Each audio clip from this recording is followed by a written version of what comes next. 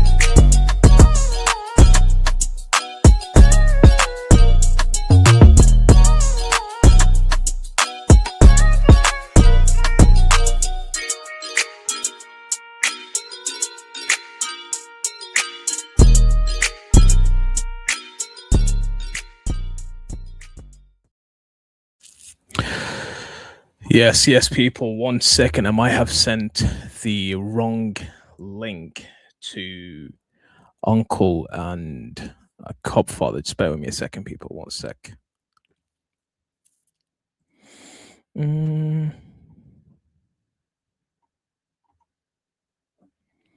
minute, people. 1 minute.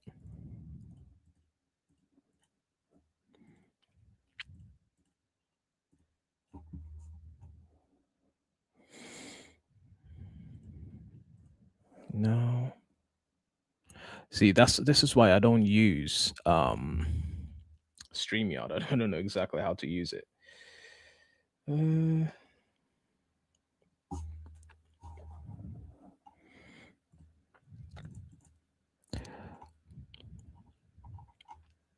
be right back, people. We'll be right back. 1 sec.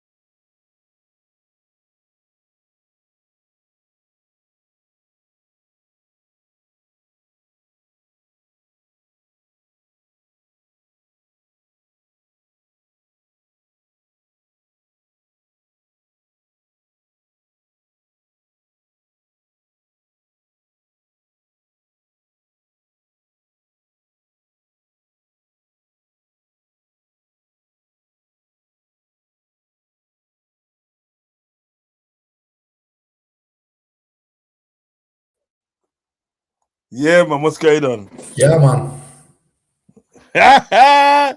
Now we We're can. in the building. This is why I don't use StreamYard at all. I get Why? confused with it big time. I generally get confused with it big time. No, man, you can't get confused, man. Remember, I have to take out the belt for you. Yeah, that's fine. I think I'm gonna start using it from now on. Anyways, we'll see how it goes. How's everyone doing? How's everyone doing? Yeah, fine. How's you, sir? Good. I'm good, man. How are you? How's 𝗧𝗶𝗸? How's everyone today, man? I'm absolutely fine, mate. Yeah, are we all good? Yeah. Yeah, it's been a good day. Just chilling, you know what I mean? And yeah. Have you told Natasha in the chat that the shirt's on your way to you? Yeah, I will tell her. Natasha, if you're still here, Uncle has got your shirt. It's already on your way to you. Don't know if she's still here or not. She will be. It will be on the way to it. Don't worry, man. All right. Tell her don't watch that. Be all right, man. Okay. Let's just read the quick the chats before we start going. Did you guys see the Canada game? It was not very good at all. All I see is USA are playing later. Yeah, I'm not watching that, man. I ain't watching USA later. No. Is that 2 a.m., Uncle? It's 2 a.m. No, not even if it was like 5 a.m. I mean, now I watch it. Bun that, man. Bun USA, man. No, it's not 2 a.m. where they are, though. It's not. Yeah, that's no. It's something like they're fighting. So what? Yeah, whatever time. Where are they playing in New York? Are they playing in New York? I'll have a look now. That sounds like you're taking the piss. I know they're playing California. California's about 7 hours. California's 7 hours behind it, no? Yeah. California time now. Yeah, 7 hours. It's 3 o'clock for them. 3:11. So it's 7 hours. No, it's 8 hours ahead actually. Yeah. We're 8 hours ahead, so it will be 6 p.m. for them. Yeah. Yeah, but don't forget, Canada are from there, so there's no excuse for them. What's that? Canada are from there, so there's no excuse for the way they played. From where? They're right near the United States. They're pretty much on the border of them, aren't they? So there's no excuse for Canada to be playing like that, is there? Because they're used to the time zone. What do you mean? I mean, by the way they're playing. Yeah, there was no need for them to be playing so lackadaisical like they were, considering they're in the right time zone. It's what they're used to. I think that's just how they play. They're a cack. That's how they play, because remember, they haven't won a game. That's the first point they've got in 7 tries, you know. Canada? Yes, that's the first. Really? Yeah. You know? Something like that. It's the first point they've got. They usually lose. How did they get there? Yeah, remember, they're the host nation, so they don't have to qualify. Yeah, they don't. That's actually fair. Yeah. Mexico, Canada, and US don't have to qualify because they're the host nations. When you're in the host nations, you don't have to qualify. You go straight through to the obviously the group stages. They might not even make the group stages. They might not even make it. How do you mean? Like, they're not going to go through to the next stage. I mean, no, not going to. I don't think they go through the knockout. Yeah, that's the thing. That's what I meant. But saying that, their head coach, what's his name again? Fuck, Canada's head coach. I'll have a look. He's good. He is good. Too bad the team isn't. Yeah. Well. Oh, is that 𝗧𝗶𝗸, the Leeds guy? Yeah. He's a head coach. Oh, he's an American, but he's good. He's been all around Germany. You know what I mean? He was with 𝗧𝗶𝗸. And is he not the guy that got Leeds relegated? I'm pretty sure it's him. No, not him. No, it wasn't him. No, I don't know. Check. I'm pretty sure he was the one that got Leeds relegated. Let's have a look. I think you might be right, you know. I think you might be right. He did have a stick in the thing, wasn't he? Yeah, I know he was. Yeah. It was him that got Leeds relegated, yeah. Yeah, but he done well. I know he done well in Germany. Because he was at 𝗧𝗶𝗸, didn't do too bad at 𝗧𝗶𝗸, and he was at Dortmund as well for a while. No, he wasn't at Dortmund. No. So what was it? Leipzig. Leipzig, Salzburg, Leipzig. Yeah, Leeds, and then with Canada now. Yeah. Yeah. He's not bad. He's like, do you know what it is at the end of the day? He's like, he's that sort of fella at the end of the day that you know what I mean? He's like, you can tell he's a nice, genuinely nice guy. Do you know what I mean? And he will do anything in his power to help the team. Do you know what I mean? Yeah. You know, and he's very passionate. Do you know what I mean? About his team and the team that he coaches and stuff. Do you know what I mean? So Canada haven't really got any standout players. Do you know what I mean? Alphonso Davies, and that's all I can think of, to be fair. Yeah, but he's injured. He ain't played for 15 months. 15 months. He hell. So that Jonathan Davies as well. Is he Canadian? Yes, Jonathan Davies. Yeah. So yeah, there's probably these are the only two that I know of, but the rest is Because didn't Jonathan Davies play in didn't he play for Lille? I'm not sure exactly. I just know the player. I really don't know where he played and if he's a good player or not. I mean, if you know a player by their name, you don't know where they're playing them. Like, it must be a good player. Yeah. You don't know exactly because I know most of them people in Canada speak French, don't they? They got French is maybe like the second language, or at least it's in. I think French is you know what it is. I think French is their first language, and English is their actually. Yeah, it could be. Yeah, because when you go to places like Quebec, and places like that, do you know what I mean? It's just like English and French. You know what I mean? And it was just like, you know, if you phone them up, first they'll say like, "Ça va? How you doing?" You know what I mean? You know, like things like that. Do you know what I mean? But but you can't expect much from Canada. That's why when I was watching Canada today, I just took it as it's a game. Do you know what I mean? It's just a game to watch because. Well, the other club wasn't much better. Huh? The other club wasn't much better. Yeah, I think even the other club ain't really got much standout. It's only Dzeko, and Dzeko is like 45 now, maybe. No, and the other one that used to play for Arsenal, left back, Klasnic or something like that. Klasnic. Yeah. Is he from there? Yeah. Oh, okay. I didn't even know he's Bosnian. And he's used to play for Arsenal. Play for Arsenal for 5 years. That's about the only ones. It reminded me of the World Club Championship. Yeah. No, but you know what it is with those smaller nations and that, right? This is what I said in my show. I goes, when you looking at the World Cup, just take it on a game by game basis, and don't expect too much, because if you expect too much, you'll get disappointed. Seriously, you get disappointed. Just take it as a game. Just take it as like, listen, there's football on TV. You know what I mean? Is that what we're calling it? No, it's true though, isn't it? It's true. Do you know what I mean? There was a referee, there's a couple of linesmen, but I didn't see any football. Yeah, but you can't expect anything from these small nations. You can't expect them to play like Argentina or Brazil or Italy or Germany and stuff like that. You can't expect that. It's just not going to happen. Look at it. Germany's playing Curaçao on Sunday. Yeah, Curaçao. Not many people know where Curaçao is. Do you know where Curaçao is? No. Do you know where Curaçao is? Mo? It's I'm assuming it's an African country, but I'm not really. It's not an African country. It's not an African country. Curaçao is in the Caribbean. It's Dutch West Indies. It's the Caribbean. Yes, it's Dutch West Indies. Okay. Because you got the ABC islands. You got Aruba, Bonaire, and Curaçao. ABC. Do you know what I mean? So not many people know where these places are. So you can't expect them to play fantastic football. Do you know? So I just take it on a game by game basis, and something to watch on TV. Do you know what I mean? And I don't expect much. You know what I mean? Because they did this. The defending, Bosnia's defending was good. The defending was really good. And some of the plays that Canada put together was good, but just not enough. Yep, not enough. You know what I mean?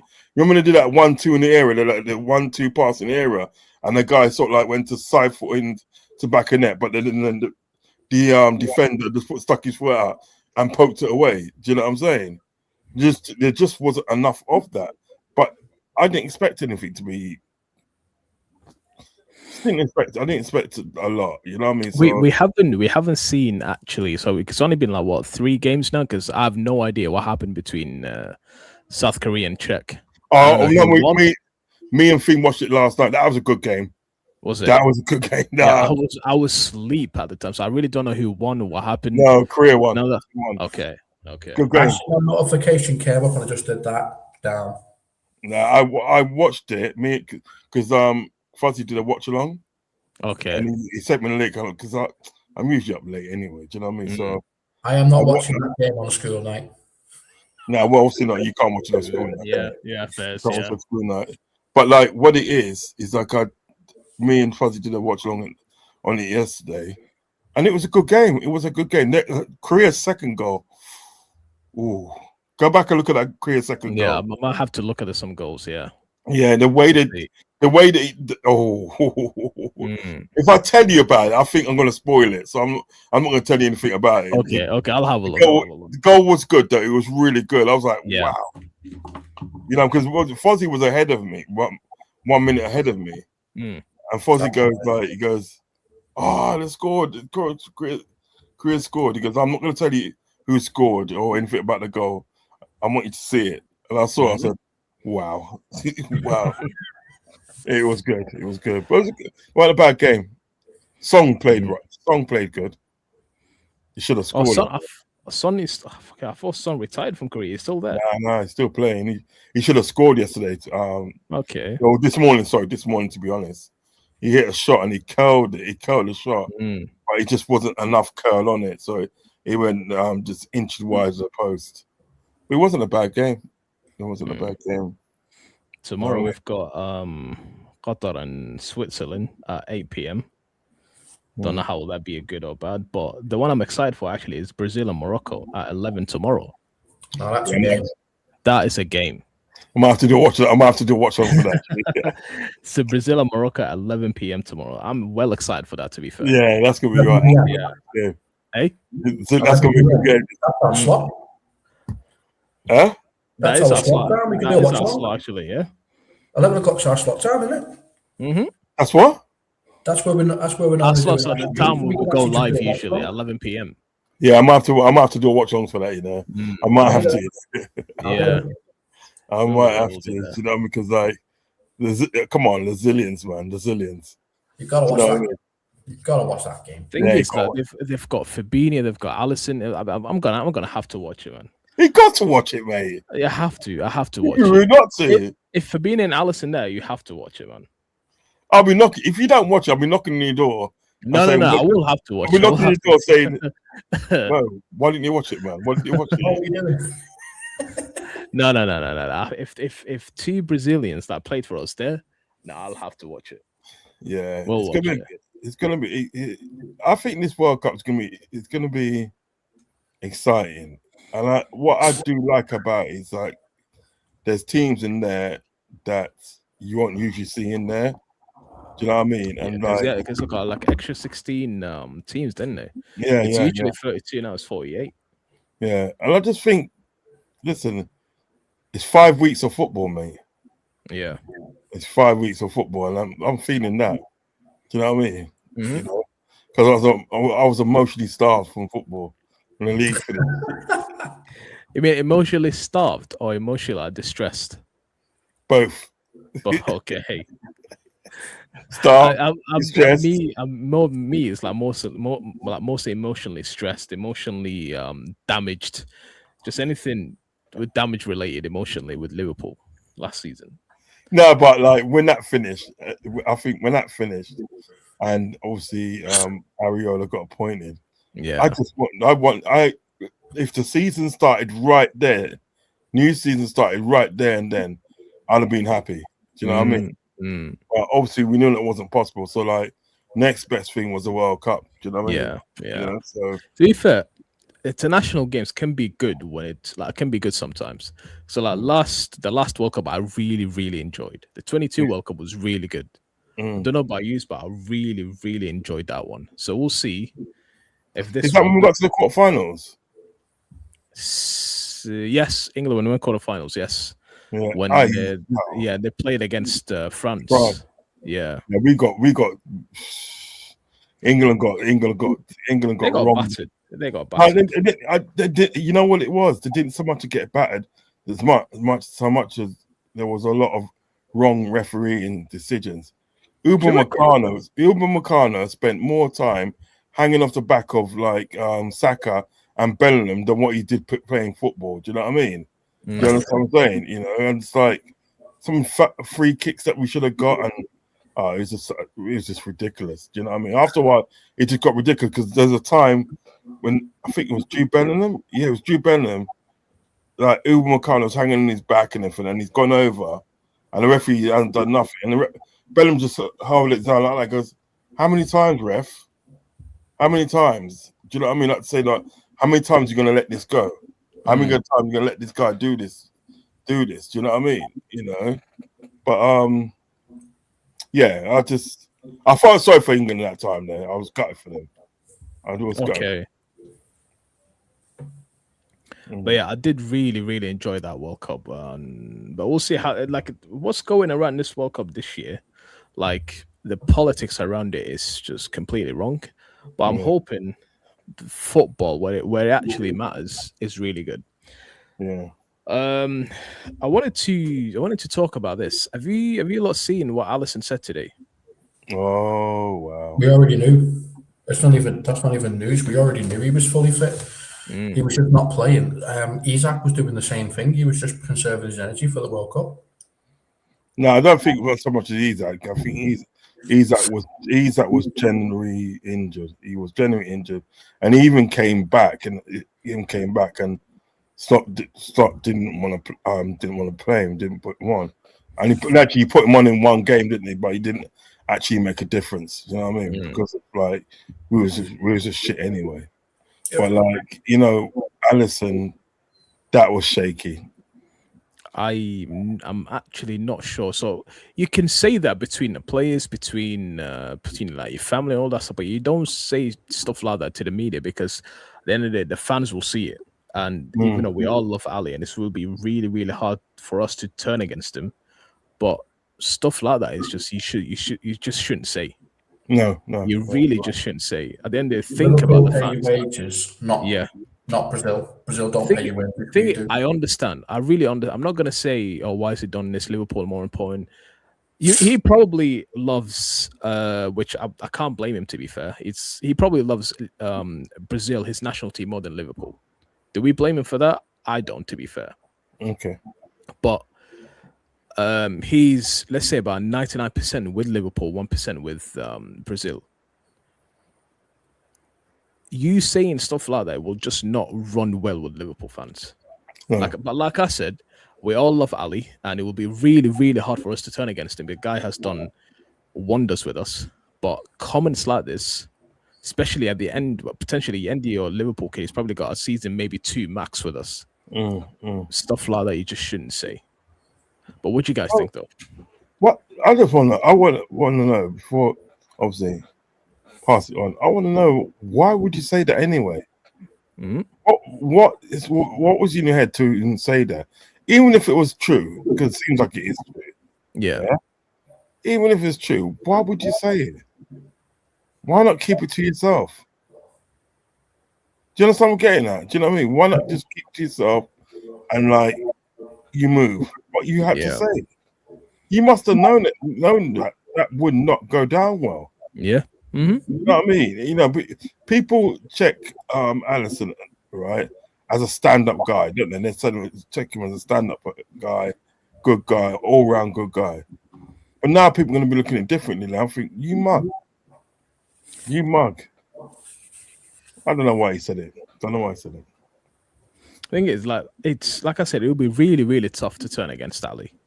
It'll be because we love the guy to bits, but stuff like that is just not right. What do you think of, Father? Yeah, I don't really care, to be honest with you. Alisson's just another goalkeeper to me. He's doing well at the moment, but his injuries are really starting to get on my nerves, and I'm completely honest with you. If YNWA was half as good as a goalkeeper, I'd have let Alisson go out the door, but he's not. So because of that reason, we have to keep him. But comments like that have really rubbed me the wrong way. Liverpool paid your wages, mate, not Brazil. This is what I'm saying. Why would you say something like that?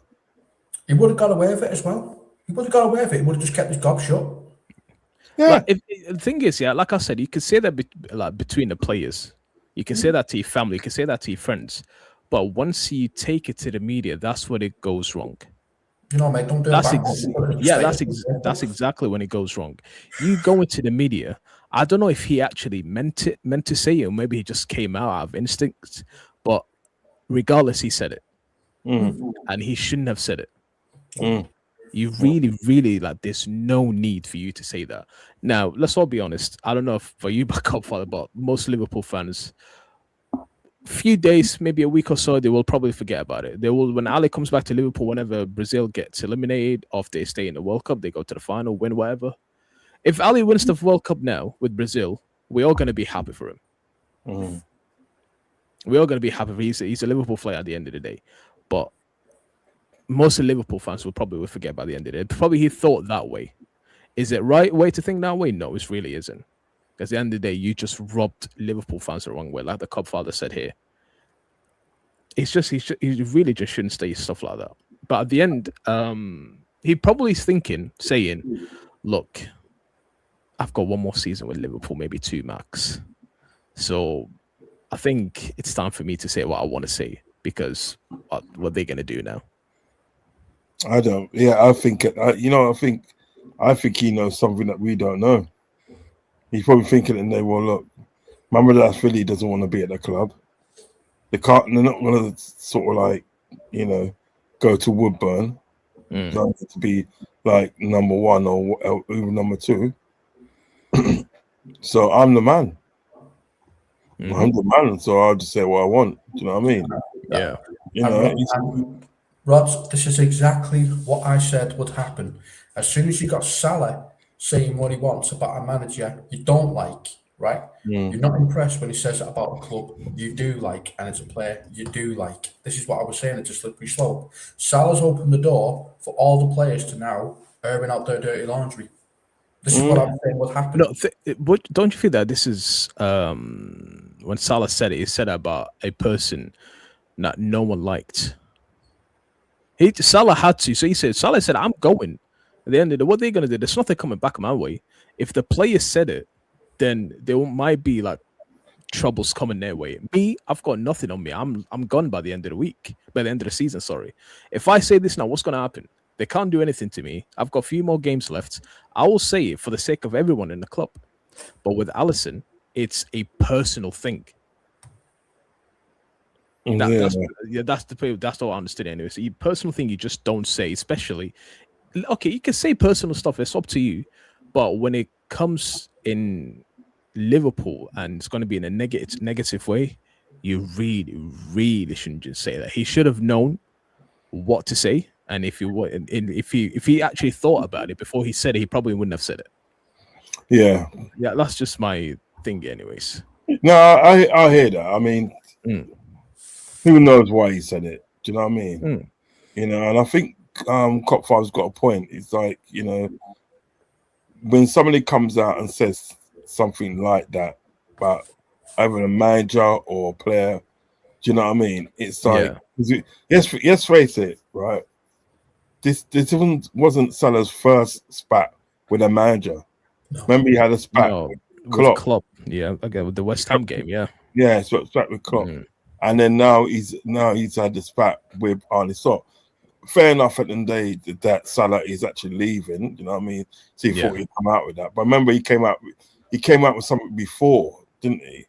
He came out with it after the Leeds game. That was when I said that's the same. When slippery slope because he's under contract, and that's what I was referring to, Mo. It's the slippery slope. Yeah, because came out when he was still under contract and still had a lot of games left to play. Yeah, exactly. You didn't even know he was leaving. He's still under contract and he still has. At the time, we because at the time he didn't literally know. He hadn't made the decision that he was going to leave. Yeah. Do you understand me? So he said it then, and then he said it again when he realized that yes, I am leaving. Do you know what I mean? So that's not the first time. So like what 𝗧𝗶𝗸 is saying is more or less right, because like what it is, is like our players going to look at that now and look at the effect of what Salah said, and look what effect what's happened. Because before we know, Salah's comments that they could have been a key factor in Arne Slot getting sacked. You never know. Do you know what I mean? So if other players they are looking at that, saying, "Well, you know what? If I want to get my own way, I'll just come out and say this and that, this and that." Do you know what I mean? So yes, so you Cup final is right. It is a slippery slope. Yes, it sounds good at the time because we all wanted Arne Slot out. Do you know what I mean? Who was the one that was saying to football, this is a slippery slope and we should not be cheering this on? Who was the one saying it to him? Like, this is going to be a very slippery slope. It's all right when it's a player you like and a manager you don't, but what happens when it's a player you do like, a manager you do like, and a player you don't? Are you going to still? Yeah. There is that. But I'll say, the only thing is right is that we as fans couldn't see any other way of this manager getting out of the club unless they had a revolt of some sort. We couldn't see it because, like, for the amount of games that he was losing, and he's got arrogant comments and so on, right? They still kept it. Because remember, at the day, they kept him up until the end of the season. Do you know what I mean? About a week after the season finished, week or so after the season finished, that's when they decided to get rid of him. Yep. You know what I'm saying? So he wasn't in the report that Mike Gordon is coming back to England, to Liverpool, to give a season review to Slot, and it looks like he's on the chopping block. Yeah.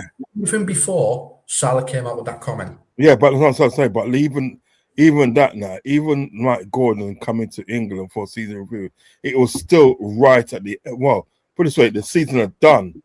Yeah, that's a season review. But season done. But what I'm trying to say is, no, it's not the point of that. It's not the point of that. The point is he should have gone before the end of the season. I agree. You don't take a season. You don't take a season review to realize that this guy's shit and he's fucked us up. You don't take a season review for that. I can tell you. Anybody can tell you that. Your 2-year-old could tell you that. You know what I mean? So the point of like having a season review, that was just stupid to me. You're just wasting time. Do you know what I mean? Yeah, that should have been done at the end of the day. You know what? At the end of the day, after to me at the end of the day, after Nottingham Forest game, and then when we got embarrassed by Nottingham Forest at home, he should have gone then. No, after United. Thank you. I said this to Uncle, by the way. Yeah, you said to me, but he could have gone on both. He could have gone on both. He could have gone on Forest. If he was gone after the Man Divided game, none of that stuff could have been happening. I will always call him Man Divided, by the way. I know the rules. So, no, but you know what if he went after that game when we lost at home, that Forest game that could have never happened. We could have had someone else who actually could have won that game. Yeah. But don't you think at the day both of them's a shout? Uncle, he's got that game. You've got the Forest game. You've got the PSV Eindhoven game. You've got the PSG game. You've got the Burnleys. You've got the Leeds. You've got the Southampton where we drew, the Brentfords when we lost away, Bournemouth away. City 3 times they beat us. 3 times. Yeah, that's what I'm saying. We have thing is with me, all managers lose. Let's all be honest. Every manager loses game. If you lose game here and there, cool. But what really, really got to me is the draws against Leeds, the draws against the Southamptons, the draws against the Sunderlands, the Burnleys. These teams that came up from the Championship. Yeah. I don't know if you lot remember. Do you remember the Southampton game in the FA Cup where Isak scored his first goal? Yeah.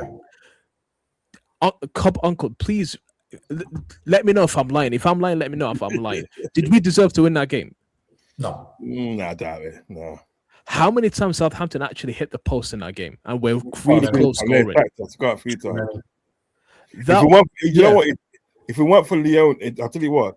If we went for Leone in that game, we could have lost that game and lost that game badly. I swear. Do you remember the Crystal Palace where he actually threw away? He threw away that cup. Yeah. He got the C team or the D team to play. Yeah. But the thing this is what I'm trying to say. We didn't need a season review for him to go. Really, really didn't. We did not need a season. After that Brentford game, he should have just got his stuff and said, John, Henry, or Edwards, or whoever should have told him, that's it, you done. They probably shouldn't announce it like a day or two after. Announce it after a day or two after, say, you know what, get your stuff. Thanks for everything. And then thanks for the league on your first season, blah, blah, blah. Goodbye. Yeah, that's what I'm trying. That's it. To me, right? To me, they took far too long to make a decision. And even when they made the decision, it was like kind of like they reluctantly make that decision. They didn't want to make the decision, but they had no choice. You know what I mean? Because they knew if they didn't act then, like obviously you wouldn't have done it. Didn't act then, right? Yeah, we would have been screwed because like Areola probably would have got another job somewhere else. Yeah, he was close going to Milan, wasn't he? Before we got him. Yeah, and you know what I mean, and like we wouldn't have like had nobody there. But what I'm trying to say, so really and truly, and the mere fact that it took them a whole rotted season, you know what I mean, season and a week and a half. Mm-hmm. So put it this way, it took them 39 and a half weeks, I must say. You know what I mean? Because they say you play one game a week, you know what I mean? You know, and 38 games. Let's say that, right? In the league. Because you only play once in the league or something, once in the league. So it took them 39 weeks and a half. Let's say something like that. Do you know what I mean? For them to actually make a decision, say like, this ain't a good idea. How many times did we hear that, right, that there was going to be a decision made, right, on Arne Slot being sacked, even before the end of the season? How many times did we hear that? Not that many, to be fair. Quite a few. I don't think that was that many. It was quite a few. I'm not saying it was a whole heap, but it was quite a few times that we heard it and that Arne Slot and it's gonna go. Do you know what I mean? But yet it took you to the end of do you know what I mean? Thing is, I think he was given till the end of the season just because he won the league, if I'm going to be completely honest, but that's still not good enough in my opinion. Exactly. You know what I mean? We all know that. We all know that he was given that sort of like a state of grace. And you know another thing as well, right? What they was doing, they were saving face because it was their boy. It was their boy that they brought in. Do you know what I mean? So they're saving face. They was trying to so elusively to sort of like make it work. Do you know what I mean? Because remember that day there was even talks about sort of like him staying on for another season, and getting money to spend. Remember that was talk. There was talks. There was, but I was always looking at Indy, and Indy was never ever saying, not once, that he's staying. Not once did he ever say he's staying. In fact, he was saying the opposite. He says his source at Liverpool has not told him that he is staying. So he said, make of that what you will, but I'm putting my balls on the table, literally saying he's not staying next season. Pause. Pause on that, man. Look at that. No, but what I'm saying is that I still think it took far too long. Yeah, far too long. I think it took far too long. There was one point in the season where everyone's saying he's not getting sacked and it's going to get, let's say, up until maybe October, November time next season. No, people were saying that, Godfather. I know. And I was saying, that's the thing. That's the thing. I said, hang on, Mo. They kept on bringing up Brendan Rodgers, and I went, there's context with Brendan Rodgers. Klopp wasn't available till October, and as soon as Klopp was available, we sat Rodgers. So I'm not taking. I don't know. You know what? You come to think of it, right? Even going back to that Brendan Rodgers situation, I don't even think it was that. Like Klopp was available in October. Klopp was available. Klopp said he will leave Dortmund before the season ended, like a few weeks. Remember the day when he left Dortmund, he was supposed to take a year out. Holiday, he said that himself.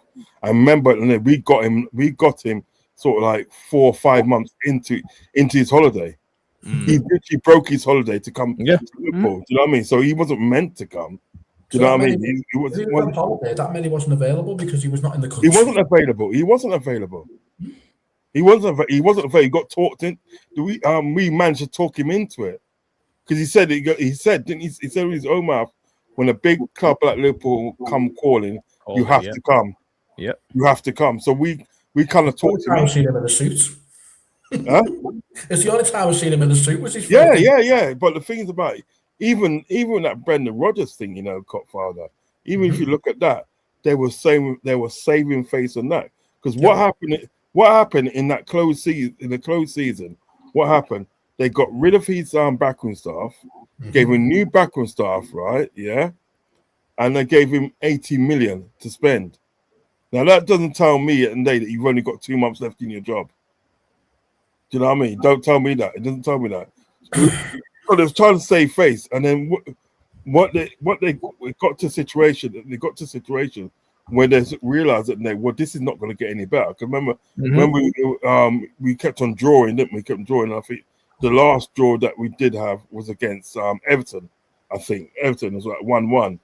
Do you know what I mean? And that's when he walked away. Which supposedly he walked away, but I think he got sacked. And when he said like, do one.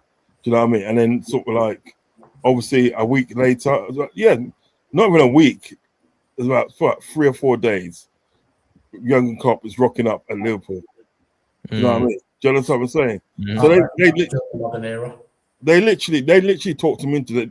They literally made the call, and they said to his agent, they said, "Look, how would he feel about breaking his sabbatical and coming to Liverpool for a project at Liverpool and stuff?" He said it out his own mouth. He goes, "When Liverpool come calling, you have to go. Yep, you have to go." And so his agent must have said, "Listen, bro, you know, hear what happened? There's a job down here for you, blood. Liverpool, Liverpool are calling you, blood." And he's supposed to say less, I'm there. No, it's like that because he said when Liverpool come calling, and then you have to go. Yep. I can imagine it in the day he said like, say less, I'm there. I'm on the next flight. You know what I mean? And you can generally see when Jurgen Klopp walked through that door, you can generally see this is a guy that's happy to be at Liverpool Football Club. Yep. He is happy. I'm getting that name vibe from Areola. Yeah. Of course, man. That interview just gave it for me. I swear interview was really just gave it away for me. If you was trying to sell yourself to Liverpool and Liverpool fans, you done it in that interview. Yeah, you did a great job. You done it literally. If Liverpool fans, like you said it, Uncle, if Liverpool fans already like you before you even step at Anfield, before you even have a first game at Anfield, then you actually, there's actually a hope where you're going to kick off to a good start. But you know what? This is the thing now, right? What you just said in there is true. If Liverpool and Liverpool fans like you, right, they would sort of like they will give you time. Yeah. So like it's like you don't really have a good season in the first season. They'll give you time. Say if they see there's potential, though, Uncle, if they see there's potential, of course, yeah. If they see there's potential, that like Klopp now, his first season he ended 8th, right? 8th, so there was 8th, something like that, yeah. And then the season after that, I think he ended 4th. Yeah. But no one said anything because we saw something that will be happening. Oh, Mikel Arteta now for how many years? Arsenal for the first 2-3 seasons they wanted him gone. Yeah, because he wasn't doing that. Yeah, he wasn't doing that. But after that, they saw something is happening and something will happen at the end of it. And now they just won the Premier League. If Areola comes in by default, to be fair, yeah. To be fair, yeah. It was bogus. Yeah, it was bogus. If Areola comes in now and actually does well, but let's say he might not win anything his first season, but you can see there's steps are taken, and we actually, if we stay with him for the foreseeable future, there's something's going to happen. Then I'm happy with that. I'm really happy with that. Let me ask you, usually managers, Liverpool, nearly every new Liverpool manager has always won something in the first season. You know that? I mean, Seriously, always want something in the first season. But you know what? Isn't there? That's why I said if Areola wins the League Cup next season, I'm happy with that. You know, if he wins the League Cup, look, if he puts silverware, no matter what silver it is, he puts silverware on the table. I'll be happy with it because I think, well, you know what? There's, you know what I mean? It's like shape of things to come in it. Because remember the day, you know, do you remember something in the day? One of the things that endeared us to Jurgen Klopp, right? Because we knew Jurgen Klopp was a very good technical manager. We knew that he was a technical manager. He had a lot of sort of like he came with a lot of sort of like presidents from like Bundesliga. Because remember, he was supposed to go to Arsenal. You know that, don't you? Was it not United? Because I said he done an interview not that long ago. He said United actually spoke to him. Yeah, I thought it was United, not Arsenal. But no, Arsenal.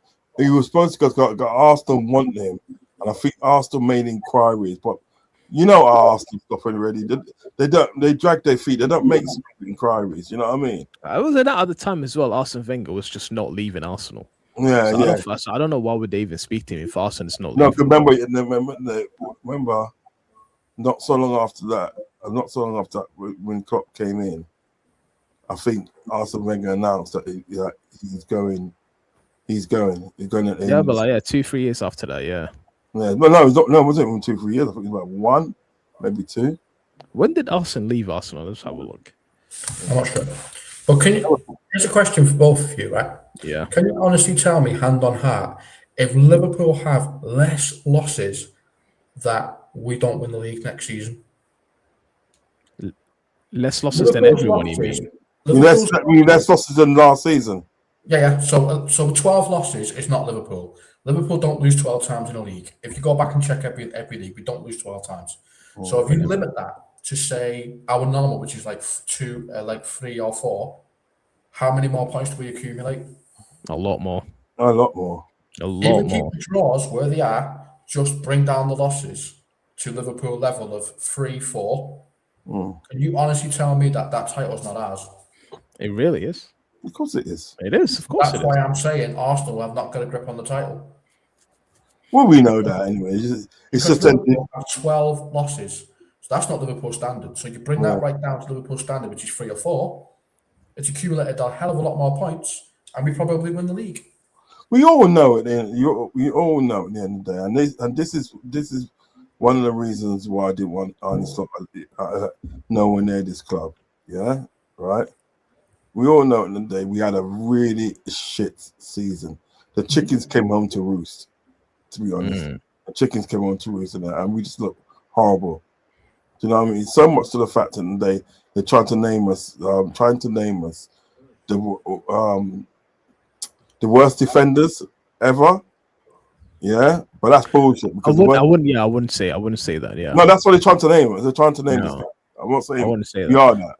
Right. Leicester was worse. Chelsea was worse. Leicester. Yeah, Chelsea was worse because Chelsea and Leicester were worse, both of them. Yeah, because what it was, Chelsea, they finished 10th. Yeah, that season, and Mourinho got sacked. Do you know what I mean? Yeah. So what's the difference with us then? Leicester ended up somewhere down the bottom, didn't they? Yeah, they were nowhere near. Anyways, put it this way, they were nowhere. No, they ended up somewhere down the bottom. Because remember at the day, they had Champions League football, didn't they? Yeah, they played Champions League. Yeah. Yeah, Champions League because they won the league. They had Champions League football, and like they sacked Claudio Ranieri. Yeah, mid-season. Yeah, so and look where Leicester are now. Leicester's gone out to League One, isn't they? Yep. So that was really sad to see. To be fair, in League One. No, of course it is. Of course, I like Leicester. It was sad to see. But the thing is about it is like we cannot be, by any stretch of imagination, be the worst defenders of the title. Yeah, wait, there's no way, man. Right. So that's why people don't like Arsenal, because they're a bunch of, some of them, I'm not saying all of them, some of them are a bunch of deluded arseholes. The thing is, Uncle, it's not only Arsenal fans are saying this, that everyone is saying it. Well, not only I've heard most of them Arsenal though. It's most of them Arsenal. To be fair, I've heard more United fans. I've heard more. More Man Divided fans than us than Arsenal or anyone else that actually said. Yeah, but the Man Divided man can't talk because, bro, you finished 15th last season, fam. What are you talking about? The mere fact that you finished 11 points ahead of us. How many points did we finish ahead of you last season? So because they finished we left you at the roundabout, brother. We left you. We don't even talk about how many points. Yeah, so they can't say nothing. I mean, that's why when the man starts saying shit like that, I just don't even listen because I think so. You're not even making sense. You're not even making sense. You understand what I'm saying? Mm-hmm. That's why more time that sort of like I listen to Arsenal, the disrespect from Arsenal. Do you understand what I'm saying? But even Arsenal, like, oh come on. So you finished third, and you want us to find that as an achievement when the person who finished fifth had 12 losses, and I'm supposed to say congratulations. Put it this way. Give me 5 minutes. I'll be back. No worries. Put it this way, yeah. Let me just say this quickly. What was this? Wait, hold on. Put it this way.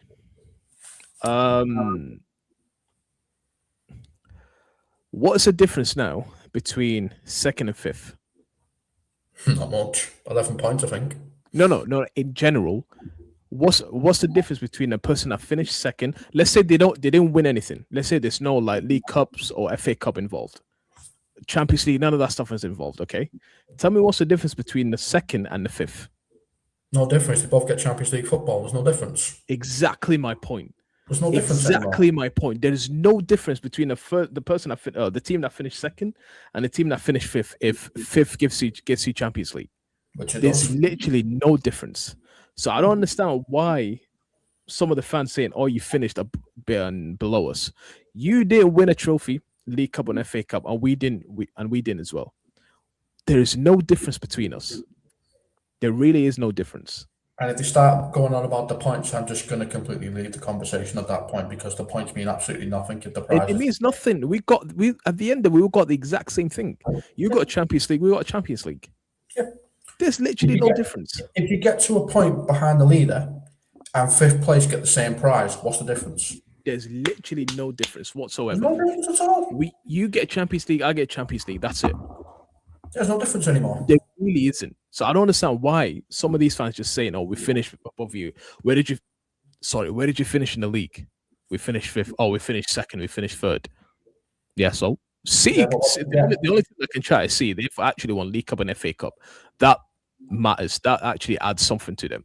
But United and I'm just talking about United fans because they actually finished third.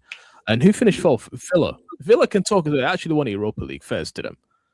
So only United fans are the only team from the top five, from second to fifth, that are not allowed to talk. You finished 15th last season. It was this close to getting relegated. When you introduce participation trophies. Oh my God. Do you see what happens? It used to be first, second, third, gold, silver, bronze. It ain't that anymore now, is it? Nope. Because you've got fourth needs a medal and fifth needs a medal now. What's the point of having a competition if the person who comes second gets the same prize as the person who comes fifth? Absolute joke. What's the point? Just let me read the chats quickly. Uncle, you're on the tea, Copfather on the Pepsi, Ismail on the Tango. I was on Sprite today, which I've actually finished. I don't know what's Uncle. I'm assuming Uncle was on the tea actually. I see talks with Diamande progressing. 𝗧𝗶𝗸 wants to come to Liverpool. Have you seen the news? Actually, 𝗧𝗶𝗸 he retweeted the 𝗧𝗸 news and he put like French and eyes next to it. I don't know what that means, but probably we will find out tomorrow what it means. Trossard wants to leave Arsenal. Would you have him at Liverpool? I'm assuming. No, I won't have Trossard. Of course I won't. I see a delay in 115 charges. Shock. Yes, Uncle in the house. That's okay. I'm assuming Natasha meant about the shirts. Liverpool have shown interest in Sangare. You know what? I don't mind him. I actually don't mind Sangare. I don't mind as long as he's a bench option. So he would play as a 6 though. So we don't have a 6 in the team. We do. He's called McAllister, and he played his best game as a 6 under Klopp. Yeah, we're going to be speaking about McAllister soon. The World Cup in Saudi, they want it to be more teams and also held in the winter. That does surprise me because it's too hot there. So the It winter is way too hot. It's way too hot. It's an achievement for these smaller nations to make it and compete. Yeah, it actually is. The South Korean games was the best game so far. I need to go and look at that game again because I generally did not watch it whatsoever. Yes, the Korea game was good. Ryan is actually OG to the channel. Welcome, Ryan. Korea should have scored more. They got so many good chances. They were amazing. I actually need to look at that game again. Uncle, don't worry. The best World Cup was the one in Africa. So 2010 was one of my favorite World Cups, to be fair. They did not want to play for slot. They didn't. No one wanted to play for slot whatsoever. We still pay your wages, even if you don't like it, just grin and bear it and get on with it. They will have to get Martinez for 1 season. Martinez who? Aston Villa goalkeeper, the Argentinian. Oh, okay. Well, it's not a bad option. What's the saying? Or when you have been tangled. I remember that when I was a kid. Used to go around and slap it over the back of the head. Tangled. That's what it was back then. Back in my youth. I've only been here for 13 years anyway, so I don't exactly. So that's why I was a bit confused saying what do you mean by tangled? Because I'm not exactly sure. Yeah. All right. Have you heard about the McAllister news? That we're open to selling. And actually, Cody Gakpo news as well. The Cody Gakpo news I welcome. The one that's saying that Tottenham want to put in a 70 million. Yeah. Okay with that. That's not even a rival of mine, so I really don't care. As long as you don't go United. United wanted it before we got them, though, didn't they? You can go to anyone else you want to, but you're not going to United because that's a rival. No matter where they are in the league, that is our rival, our biggest rival. And Everton, but that's because of where I live. But then again, you should know that because you're from Manchester. You should know about the Everton-Liverpool rivalry. The Blue Scousers, Red Scousers. To be fair, more Liverpool, more of the Man Divided fans hate it. It's a common anyways to hate Liverpool more than Everton for United. Anyways, but they say they hate Scousers. That's the problem. They keep saying they don't say they hate Red Scousers. They say they hate Scousers. They do say they do hate Scousers. To be fair, which but they don't. But their hero is a Blue Scouser. Wayne Rooney, Blue Scouser. Actually, yeah, I forgot about that. Actually, your hero. Wayne Rooney is a Scouser. Your hero is Scouse. That's why we called them the two-faced. I'm not going to swear on your channel, but you're two-faced. That's all right. You know what? Your hero is Scouse. That's how the song goes. I forgot about. Yo, next time I speak to someone and say I hate Scousers, I'll say, does that mean you hate Wayne Rooney as well? Because he's a Scouser. Scouse can get. Say to them, do you hate Scousers? Oh yeah, do you hate blue ones? What's the colour doing from their face? Because then I'm not even going to say blue because who cares anyways? You say blue. You say blue Scouser, and what's the colour doing from their face when they realise? Oh God, I don't hate blue Scouser, I only hate red Scouser. But you just said you hate Scousers, mate. So which one? So if you hate Scousers, that means you hate blue and red. But you don't, because your blue Scouser was David Moyes and he was your manager. You didn't like him, to be fair. You never do business with Liverpool, but you would do business with Everton. So you can't say to us you hate Scousers when you only hate red Scousers. See? I can't. Now, next time I speak to anyone and say he hates Scousers or they hate Scousers, Wayne Rooney, I'll just put Wayne Rooney on a thingy. I want to see their faces. Yeah. Do you hate Wayne Rooney? I really want to see their faces when they're here when I mention Wayne Rooney. Okay, let's get back to the McAllister news. Yeah. Apparently, if there's a good offer from any team, they will consider him leaving. What do you think about that? I don't like it. I really don't understand why. Because the guy under Klopp was a 6 and he played great as a 6. In fact, if I remember correctly, his first season, we had him down as our player of the season because of how well he played as a 6. So why did you take him out of his position and put him in a place that's not familiar to him as just a 2-man midfield when you're playing four defenders behind you and 4 attackers in front of you and leaving the middle of the park basically unguarded? I'm not going to judge him based off what I've seen this season because it was absolutely shocking. You can't judge anyone from this season. Not a single person whatsoever. I don't intend to. I know how good 𝗧𝗶 is, so I'm expecting great things from him under Areola. That's why. Yeah, sorry to cut you off. But if I hear any slander on 𝗧𝗶, I'm not having it.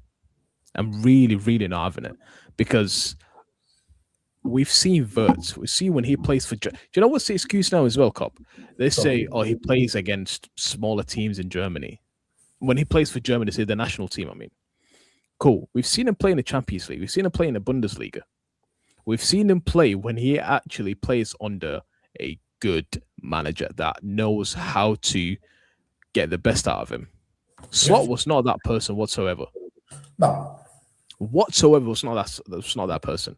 So if I hear any slander on 𝗧𝗶, so that the thing is, his slander comes in because of his price, and you can't judge any play because of their price. That's not something they can control. It's not up to them.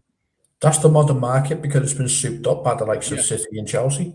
I've already been through this. Harry Maguire gone for 80 million. And he's getting crucified because of his 80 million. Same with 𝗧𝗶, same with Enzo Fernandez, same with Pogba when he's gone to United. They get crucified. Same as Darwin Núñez. Yes. They get crucified. Well, I don't know about Darwin Núñez, but they get crucified. It was 80 million altogether. Yeah, actually, yes, you are right. But so if he's 80 million, that's a price tag on him straight away. That's a lot of pressure. So you get him back for free. Where's the pressure? Where's the pressure on him? The price tag is not it's not the player's fault. It's something they can't control. It's not up to them.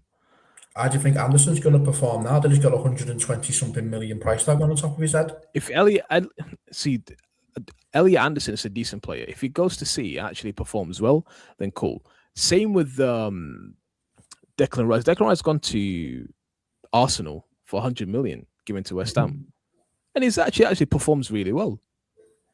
If a player performs well, then no one says anything. But the player performs, let's say, not to his expectation, not to his standards.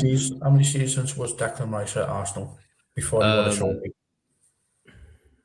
3 seasons. I think it was 2 or 3. One of them. 3 seasons. 3 seasons. Yeah. 1 trophy. And that's supposed to reflect an £100 million price tag. 3 seasons, 1 trophy. They look at the performance more than actual accolades. Oh, that's now the thing. The performance matters. Oh, right, okay. Let's pick the goalpost. Just move them over here a bit. That's the thing. Over there. Can we just move the goalpost? That is what today's standards are. Look at Dom. How much Dom came to us? It was like 70, 75, whatever it was. Who's that? Dom 𝗧𝗶. Oh, 𝗧𝗶, yeah. But that was in the release clause, wasn't it? Was it a release clause for him? Yeah. We paid out his release clause. If you remember, we paid out his release clause. We paid out 35 million for McAllister's clause, and then we got Gravenberch for basically a reduced price because he wasn't fit. Yeah, it wasn't. Bayern wanted to get rid of him anyway, so yeah, that's why he hadn't played for nearly 2 seasons, and he was literally out. He was out on his feet because he had no fitness whatsoever. But when Dom came to us, Ravi's comment: if you want Núñez back, just support Everton. Big up, Ravi. Big up, Ravi. Phil. Big up, Mom, 𝗧𝗶. Uncle is here with us as well. They're talking about Uncle is here. Yes, man. You know what it is? We sound supposed to have for 60 minutes, not 75. It was his release clause, wasn't it? Yeah, 60 minutes. Yeah. So yeah, because if we waited, right, and he signed another contract, we'd have to pay like 90 odd million. So we triggered the release clause and it was 60 million. I genuinely thought it was like a club to club negotiation. I didn't know it's release. If done release clause for 60, whatever it was, then actually we got a good price on him. I can't lie. Because in today's world, 60 million is actually dead cheap. Yeah, considering what other players cheap. For. Yeah. I mean, Elliot Anderson, Nottingham Forest rejected 120 million. No, they rejected 100 million plus, was it 21 or 22 million in add-ons?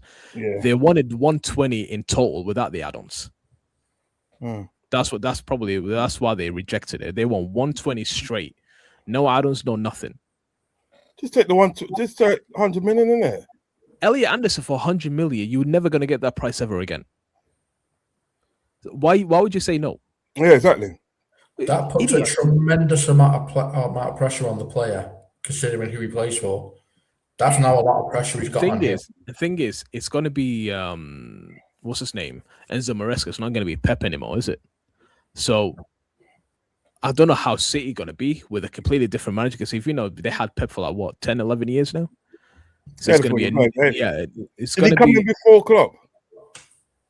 No, Klopp was there. No, Klopp was there before, yeah. Yeah. See, I reckon it's about 7 or 8 years, something like that. No. Because Klopp left like 2 years ago, wasn't it? Yeah, but Klopp,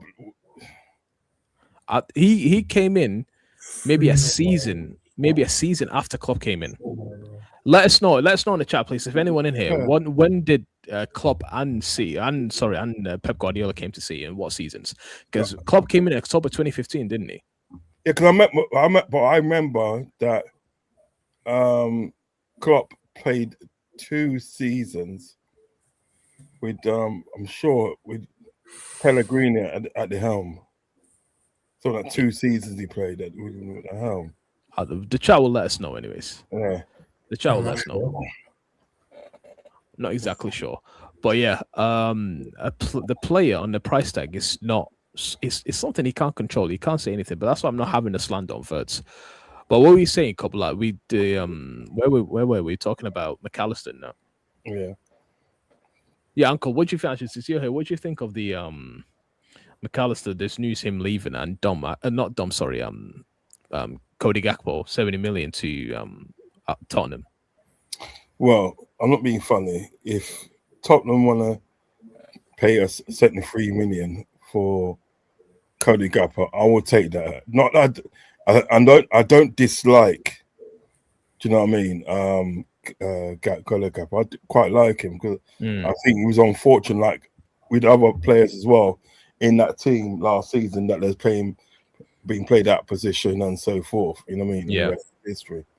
But like 73 million is too much money to sort of like refuse. Do you know what I mean? It's profit. We didn't buy him for 70 million.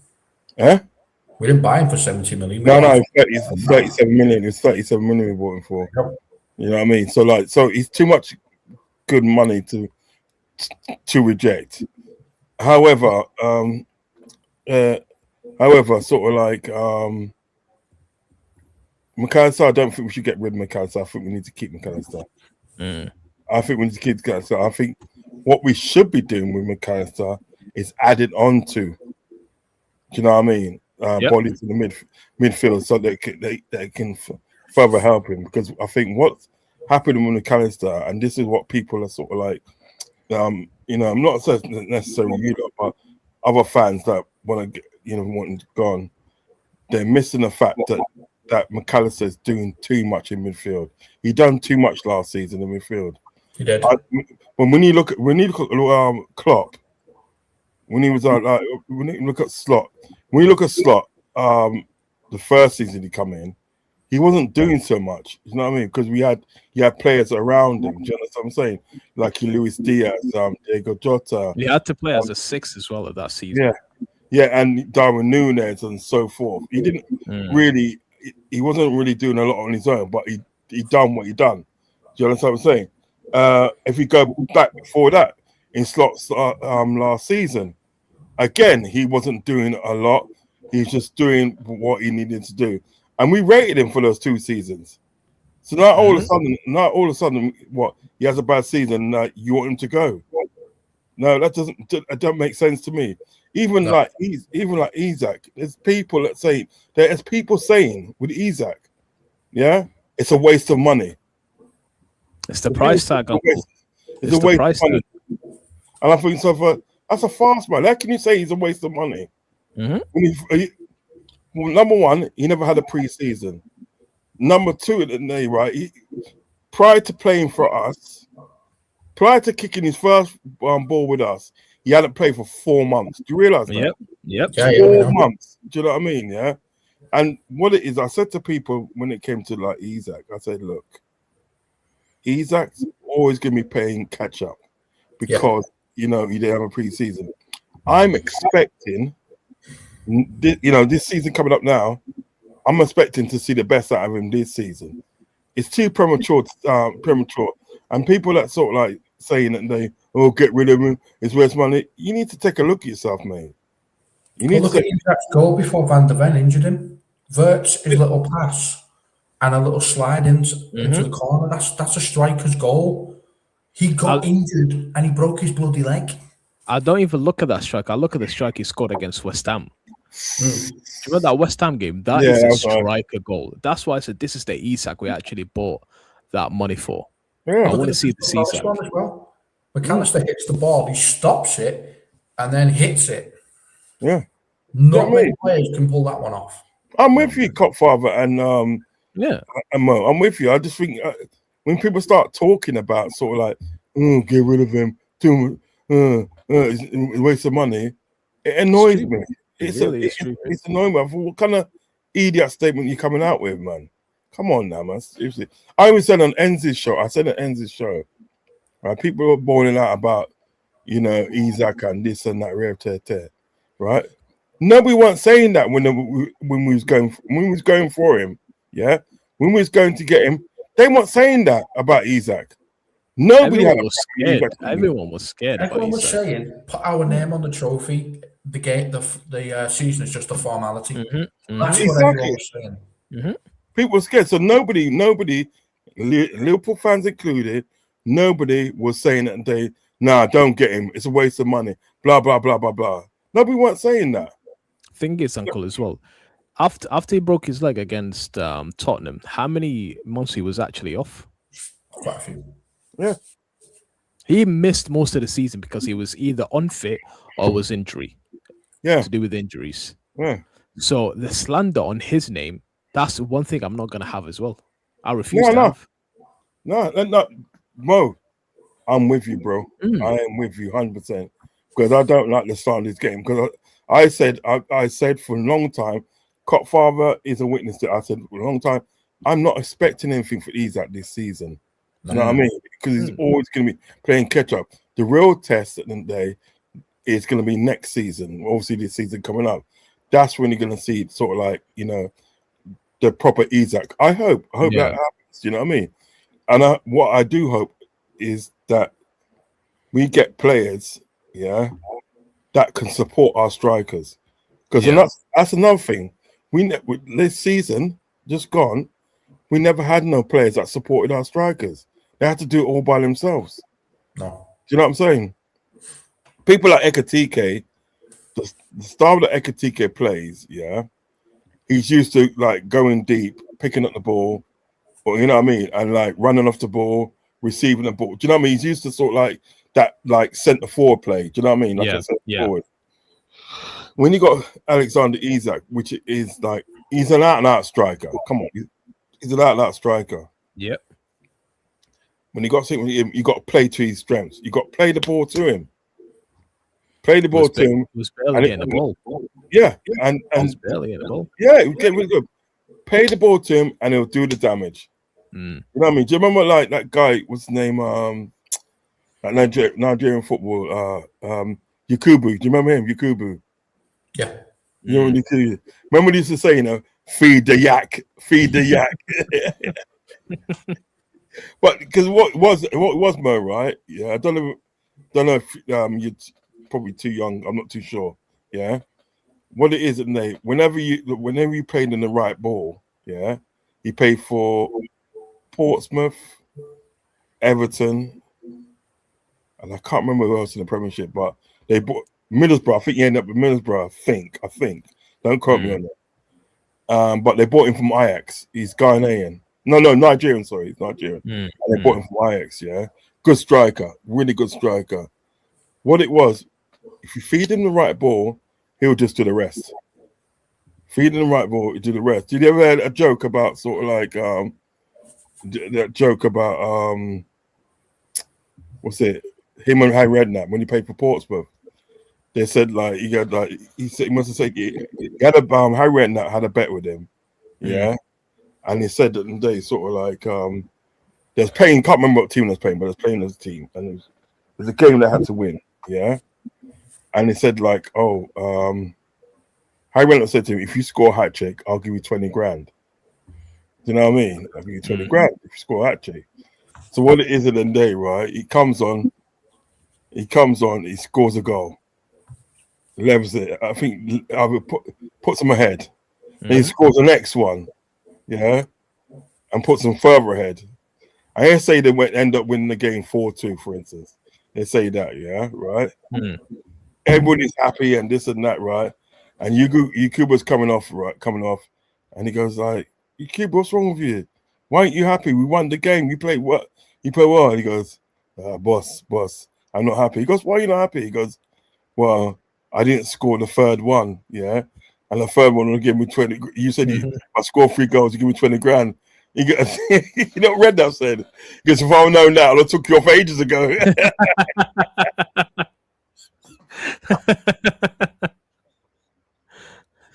That was a classic, man. That's a classic. Harry Redknapp's got some stories, you know. He's got some really good stories. Harry Redknapp's been a while for time. Yeah, for man. A very, very long time. So of course he has got stories like that. Like, it's not surprising. He's even got stories from the times that, like, you know, his playing days and stuff. Because he used to play with the famous. He used to play football with the famous Clyde Best. Do you know what I mean?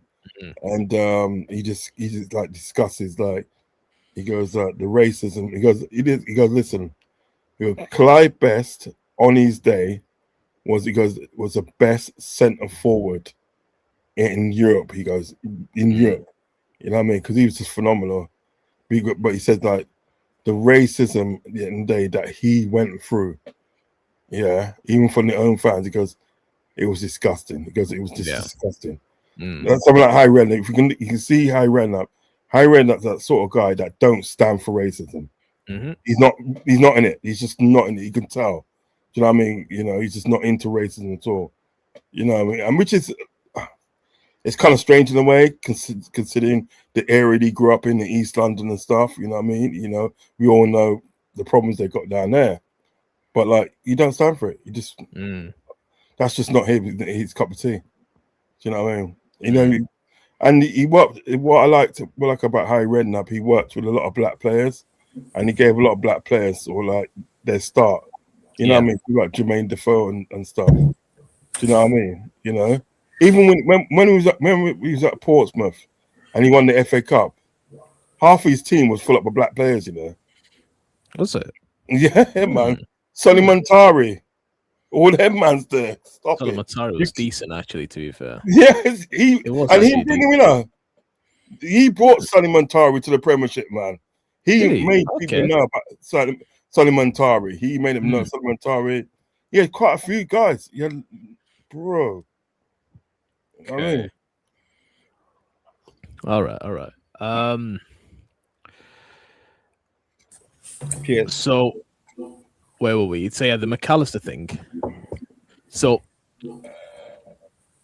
apparently, Liverpool will only look if the price is good. So let's say,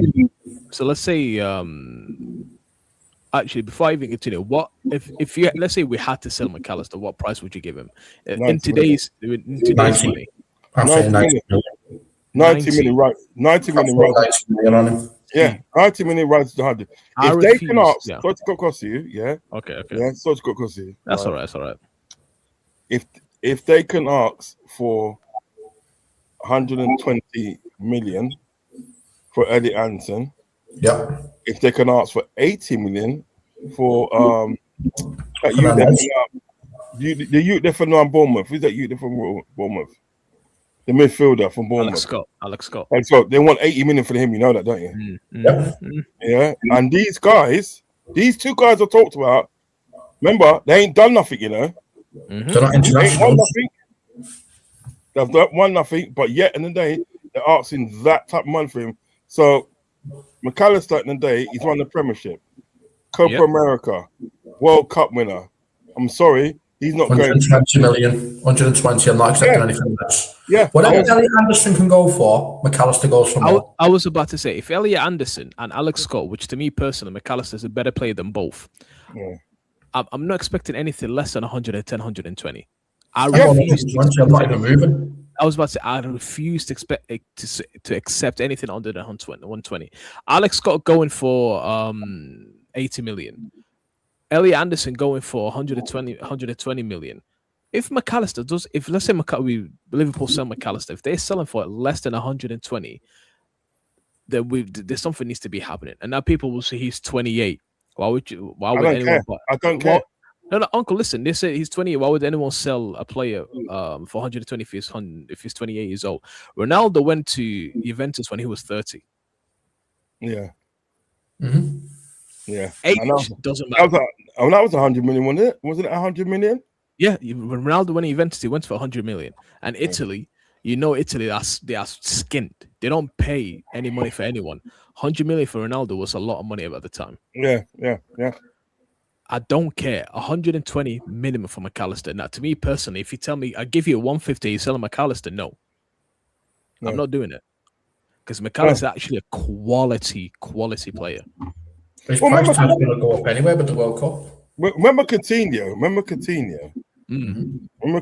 Coutinho went for Barcelona. 100. Yeah, it went Barcelona for 143 million. We was able to rebuild our team with that. We bought 2 players with that money, didn't we? And we bought more than that. Man. We built our team. More than that. Yeah, we bought one. We won the championship next season. The main 2 names we actually bought with that money was Alisson and Van Dijk. Yeah. But you know what it is? That's what I'm trying to say. So like, plus you got to look at the club that want to come and get McAllister. You got to look at the club and want to get McAllister, and the club, Real Madrid, they want McAllister, don't they? Real Madrid, 150 million. We can have a conversation. Yeah, facts. How about 150? And you give us Valverde. How about that? Oh, 50 million, and we can have a conversation. No, Uncle. What I'm saying is 150 plus Valverde. Yeah, that's what I'm expecting. I'll have that all day long, mate. I'll have that all day long. Give us 150 plus Valverde, then I might actually think. You know what is? If they gave me 150 and Valverde, do you realize I'm driving McAllister to the airport? You know that day.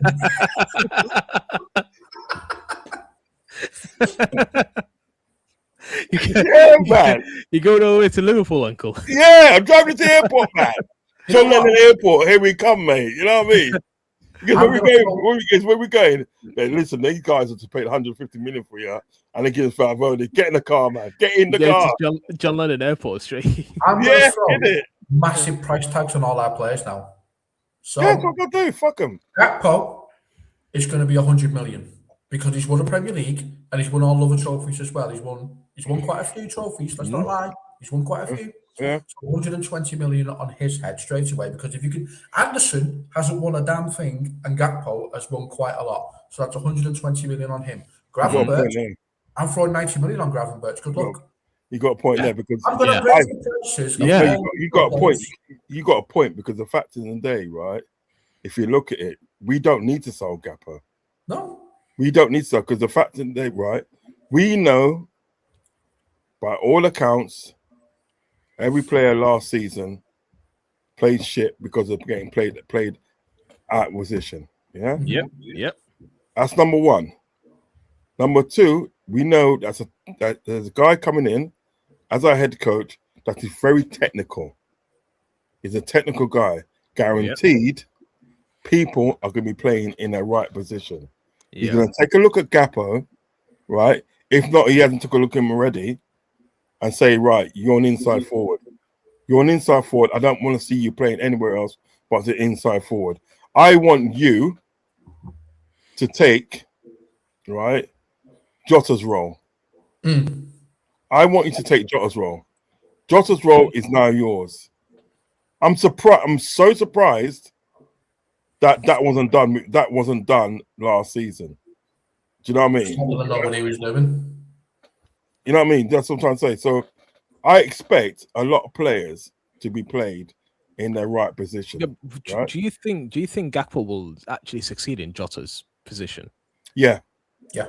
Because Jota on the feet, he was actually really good on the feet. Like in tight spaces, he can easily go through. I don't see Gakpo can do the How same. many times Jota disappeared in the game and then he just popped up and scored? You wouldn't even see his name even mentioned. And all of a sudden, Jota scores. It's like, well, where the hell was he? That's the Yeah, thing. yeah, The thing is, Jota was a G, you know. I can just one thing I remember the Arsenal game. When that beautiful Arsenal game. Thing is, you don't even have to go back that far. Do you remember Everton last season? I can't put myself on screen. I am sweating. Do you remember the Everton game last season? Yeah. That is pure Jota football. That was tight spaces, 1-2 here, quick feet, goal. But do you know what it is? Right? I'll say about Jota first, yeah? Yeah. I'll put Jota first. Do you realize Arsenal hated Jota either? Yeah, of course they did. He always scored against him. Jota plays, he always scores against Arsenal, no matter what. He can come back from broken foot in his first game as now, he will score against Arsenal. He can have a neck brace. He can have a neck brace for a broken neck. He's still scoring. He will score against Arsenal no matter what. Yeah. No, but the second thing is, I don't think people realize how good Gappo is, and that was because of how Arne Slot played him last season. Yeah, what it is with Gappo, what I've noticed about him, he's good at making space. He's good at making space. That's the Salah against Everton. That's what he can do. Yes, and the prime example of that is like the goal against Man United. Go against Man United in that 7-0. When he literally pointed, he pointed to big up, bless up, one love, man. He literally pointed to the spot that he wanted Robertson to pass the ball. He goes, there. Yep. And when he got the ball there, he got the ball, big up, Mr. Mr. Hi-Fi, yeah. Big up. When he got the ball at the right spot, he literally, his first touch took 2 defenders out of the game. Remember, his first touch took 2 defenders out of the game. So when he took the 2 defenders out of the game, he then has space to curl it bottom corner. Do you know what I mean? So I don't think people realize how good Gappo is. And that's fine because of the fact that everybody had a bad season last season. Do you understand what I'm saying? I even reckon if Jota was alive, yeah, God rest his soul, if he was alive, he would have probably had a bad season on this fraud here. Remember, if you remember, right? If you remember with Jota, right? Remember, Arne Slot wanted to sell him, you know? He did. He wanted to sell him. So he might not be even playing for this club. Do you know what I mean? You understand, right? But God rest his soul anyway. God rest his soul. Rest in eternal peace, my brother. But like, still one of us, though. Even if he sold him, he's still one of us. Yeah, of course he is. But I still think Gappo could somewhat play that sort of like Jota role. You know what I mean? You know. Okay. So I think 420 mil price tag on him, so no one goes near him. Yeah. Yeah, because you throw a big high price tag on a player because you don't want others to go near him, and if you do go near him, you just help us rebuild our squad anyway. Exactly. There you go. All it is in the day, right? All it is, Ariola has to speak to Gappo and say, look, I see you as an important part of the squad. Give me at least one more season to impress you. Do you know what I mean? Yeah, just give me one more season. Talk to him. You know what I mean? Yeah. But failing that, 120. 120. I'm not accepting anything less than 120 because the guy has won FA Cup, he's won Carabao Cup, he's won Premier League. And furthermore, yeah, Curtis Jones he won FA Cup. I'm sure he was part of our team that won the FA Cup, wasn't he? No, FA Cup was like 4 years ago. It's no, a it League wasn't. Cup and Premier League, yeah, but not the FA Cup. He's just won the He's only got a Premier League medal. He's only got. Are you talking about Gakpo or no? Gakpo. No, Gakpo didn't win. Actually, they both didn't win it. No. What's that? The FA Cup. Gakpo and what? And Jota. Are you talking about Jota or Gakpo or McAllister here? Gakpo. No, Gakpo. Yeah, Gakpo did not win the FA Cup with us. No. No, he didn't win the FA Cup. No, he didn't. Definitely didn't. He didn't win the FA Cup. No, but what is his? Curtis Jones? I think he goes for 80 million. Yeah. 80 million. Sorry, 80 if million. Elliot Anderson going for 120, then what we doing here? Exactly. What's going on here? If Liverpool asking for 20 or 30 million for Curtis Jones, then if I'm Curtis Jones, I'll actually be angry. I actually will be. Is that all I'm worth? Sorry, go on. He's won the Carabao 23-24, so he's won the Carabao, so that's 2 trophies. Yeah, what we're saying, he didn't win the FA Cup. He won the League Cup and the Premier League. Yeah. He definitely won the That's still good though. Look, imagine League Cup and the league as well. Yeah, not bad. I'll have some of that. Put it up. I'll have some of that, mate. No, put that money up, man. I don't want to see any of our players that go for a little dibby money. No. Nah, man, get out of it, man. Get out of it. Nah. If you're going to be businessman, make sure you sell your assets at a high price because that's what business does. Elliot Anderson, that's one fuck all, He's won nothing. He's won nothing, blood. But most that he's done, he's got to semi-finals of the Europa Cup. That's what he's got. Yeah. You know what I mean? Forest, as for Alex Scott, he hasn't done nothing. You can say it and he's gone on an unbeaten run. Fair enough. That's cool. That's nothing. That unbeaten run did nothing to his team. Yeah, of course. But I'm saying about Wharton because Wharton's won an FA Cup and he's now won a Conference League as well. Did Palace say anything about Wharton and his price? Because we actually don't know. 100 million. 100 million. They won 100. Fucking hell. You see what I mean? And he's only won the FA Cup and a Conference League, and yet they want to throw a price tag of 100 million, and yet we're being told we should sell Gakpo for 70 million when he's won bigger titles than him. Yeah, it doesn't make sense of the cops. Really, Liverpool need to actually grow some. Yeah. And put the players in the prices, especially with today's money. Yeah, because what they're looking to sell McAllister for, I think something like 60 or 70 million. The thing is, no one said of the price they're looking. As long as Liverpool get the price, which is like a good price for McAllister, they will sell it. Good price? Exactly. That's the thing. No one knows what's the good price is for McAllister. But us fans saying, if Elliot Anderson go for that money, if Alex Scott go for that money, if Adam Wharton go for that money, which to me personally, McAllister's better than all them 3 players. I'm not expecting less than 120 for McAllister. Not even less. You're giving me 190 million. I'm not having it. 120 I'm taking for McAllister. Because I expect to get money back for my asset because he's got a Premier League medal, he's got a Copa medal, he's got a World Cup, for goodness sake. Yeah, and put it this way as well: if McAllister leaves Liverpool, that midfield now is a bit shaky. Of course it is. So if you're going to take one of my best midfielders out, I want that money for it. Simple. And with that money you give me, I don't agree with the small prices for our players. I don't. With that money you're going to give me, I'll go and buy other players that I need to replace McAllister, which is one of my best midfielders. I'll tell you what player I would like to see at the club. I would rather him with McAllister, but if McAllister went, that guy from Porto, Varela from Porto, man. I'm really not sure that I don't watch the Portuguese league, so I'm not sure. He's good. He's He's another Argentinian as well. Is he in the World Cup with them or? I think so. If he's in the World Cup, well, I'll have a look at him. I think so. Varela is good. From Porto, and then we should be looking at that left-sided defender from Sporting Lisbon, in Asher. We should be looking at these guys. We should be looking at this because this, you know what pisses me off, right? I'll tell you what really pisses me off is the fact, right? It's like we don't look at these guys and then they're right there, and then you got some scummy man divided, scummy Chelsea, scummy Arsenal. They go and get these players. Do you know what I mean? You know what I'm saying? Because we're too slow. Get the players, man.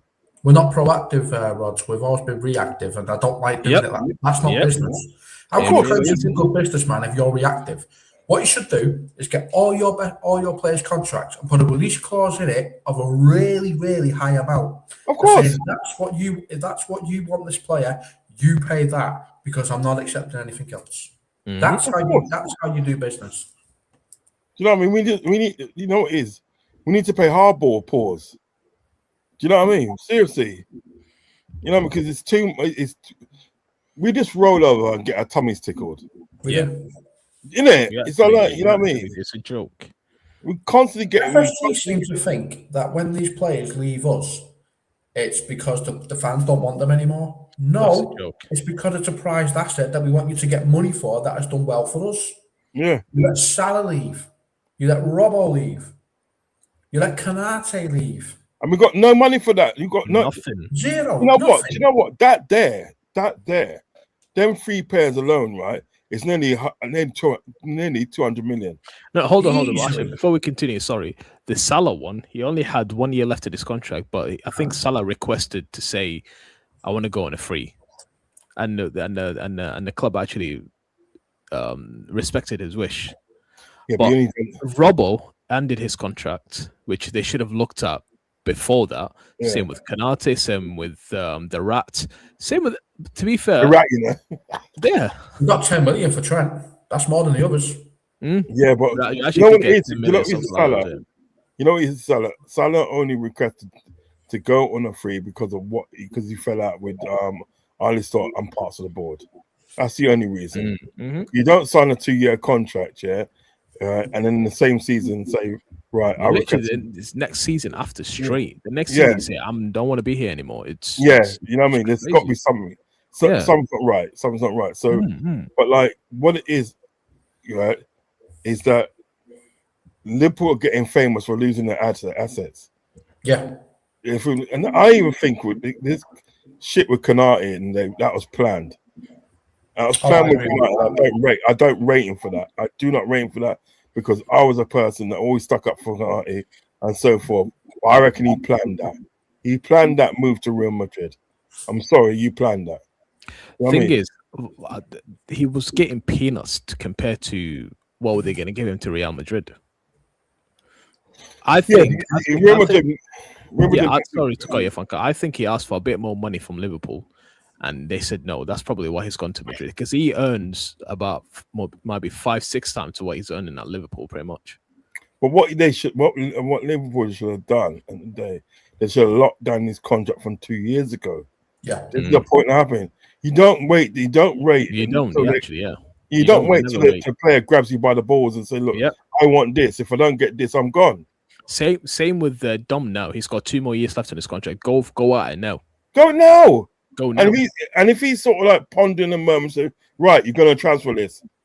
Thing is, I don't want Dom gone. But if he if he doesn't want to enhance his contract or renew it, then you have no other choice but to sell him. Yeah, if he doesn't want to 130 million, it's yours. 150 for Dom. I'm not having it. Yeah, but the thing is that right, if you're not willing to commit your future, right, to Liverpool Football Club, right, you're going on a transfer list, and the first suitable person that comes and the price is right, because you know if you're doing it that way, it'd be different if a club comes in for your player, then you can demand certain money. Yeah, but if you're putting them on a transfer list, you're not going to get the money that you want. So if they come in with a good offer, like something like 80 million or 85 million, you say, right, bam, you take that and you move. Do you know what I'm saying? Right? Because you're not going to get, it's different to what, put it this way, it's different for a club to approach you, but you approach a club. Yeah. You know what I'm saying? It's different. But this is how we got to move now. people that get in the last year of their contract, 2 years of the contract, they've got to be told at the day, right, what you doing? Sign a contract, you're gonna get this much and that much on rare. Yeah, but I want this one. I want this much, boss. Okay, here what? Let's negotiate. Let's see if in there we can come to a happy place. Yeah. Yep. You sit around. Yeah. You sit around the negotiating table and you try to thrash it out. If you still cannot come to sort of like an agreement, there's still a bit arm and ahhing. Then you say, look, right, you know what? In the day, you're going on a transfer list because we're not prepared to lose money on you. Yeah. Hey, Rod, do you remember? Have you played FIFA? Yeah. That's my jam. Okay, so on FIFA, right? If you're doing a career mode as a manager, right? Yeah. And you're about to sign a player, right? And you're about to give him a contract, and then he tries to negotiate it and adds in bonuses and stuff like that, right? The way you get around that is to increase his weekly wage. It gets rid of all the bonuses and everything else. Yeah. Why can't you do that with players now? Just do it. Put it this way: you got to do what it takes, and do what it takes to sort of like secure your asset. Yeah, I'm saying that today, if you cannot come to understanding, right? Well, then that player has to go on the transfer list, and you say to that player, you're going on the transfer list because we are not prepared to lose money on our asset. We're not prepared to do it anymore. It's a new dawn now. It's a new dawn now, and we're not prepared to lose money on the asset because we lost too much money on the asset. We lost a whole heap of money on Trent. We lost some good money on Salah. I still think we could have got 50 million for him. I still think we could have got 50 million. It depends. If it's gone to Saudi, we could have got more than 50 million, to be fair. Well, there you go. That makes it even worse. It makes it even worse, right? Looking at it now, we probably should have sold him after that great season. He had really won the league. We should have sold him then. No, but what I'm trying to say, his contract ended though at the time. Yeah, what I'm trying to say that he signed another contract. He can't. So his contract ended after the season we won the league. That's why he signed another contract. Yeah. No, a 2 years extension. Yeah. So like, we lost a lot of money on Salah. We lost a lot of money on Trent. We lost some good money because we could have probably with Robertson in there, right? If we sold him at the beginning of like the season, we could probably got about 25. There was rumors of him going to Tottenham in January, wasn't it? Yeah, but we didn't allow it. You know what I mean? Yeah. So we still could have got some good. The rumors were true because he went to Tottenham first chance he got. Exactly. Kanate, we could have got some good money for him. Do you know what I mean? But I'll say that's 4 players. Yeah, those 4 players that are gone. We lost over 200 million. We lost over 200 million. Easily, Did we try and buy Salah for nearly 200 million? When he was at his pomp, didn't he try and buy him for nearly 200 million? Yeah, a Saudi team wanted to buy for 200 million. Yeah. Why didn't we sell him then? Because either Salah wanted to stay or the club wanted to keep him. No, Salah. Everything was fine. Everything at that time, everything was fine with Salah and the club. Relations were fine. It's only later on when Arnie started coming in, and things started to get a bit kind of like wonky. You know what I mean? Yeah, and stuff. But like what I'm saying is that those 4 players, we lost over 200 million.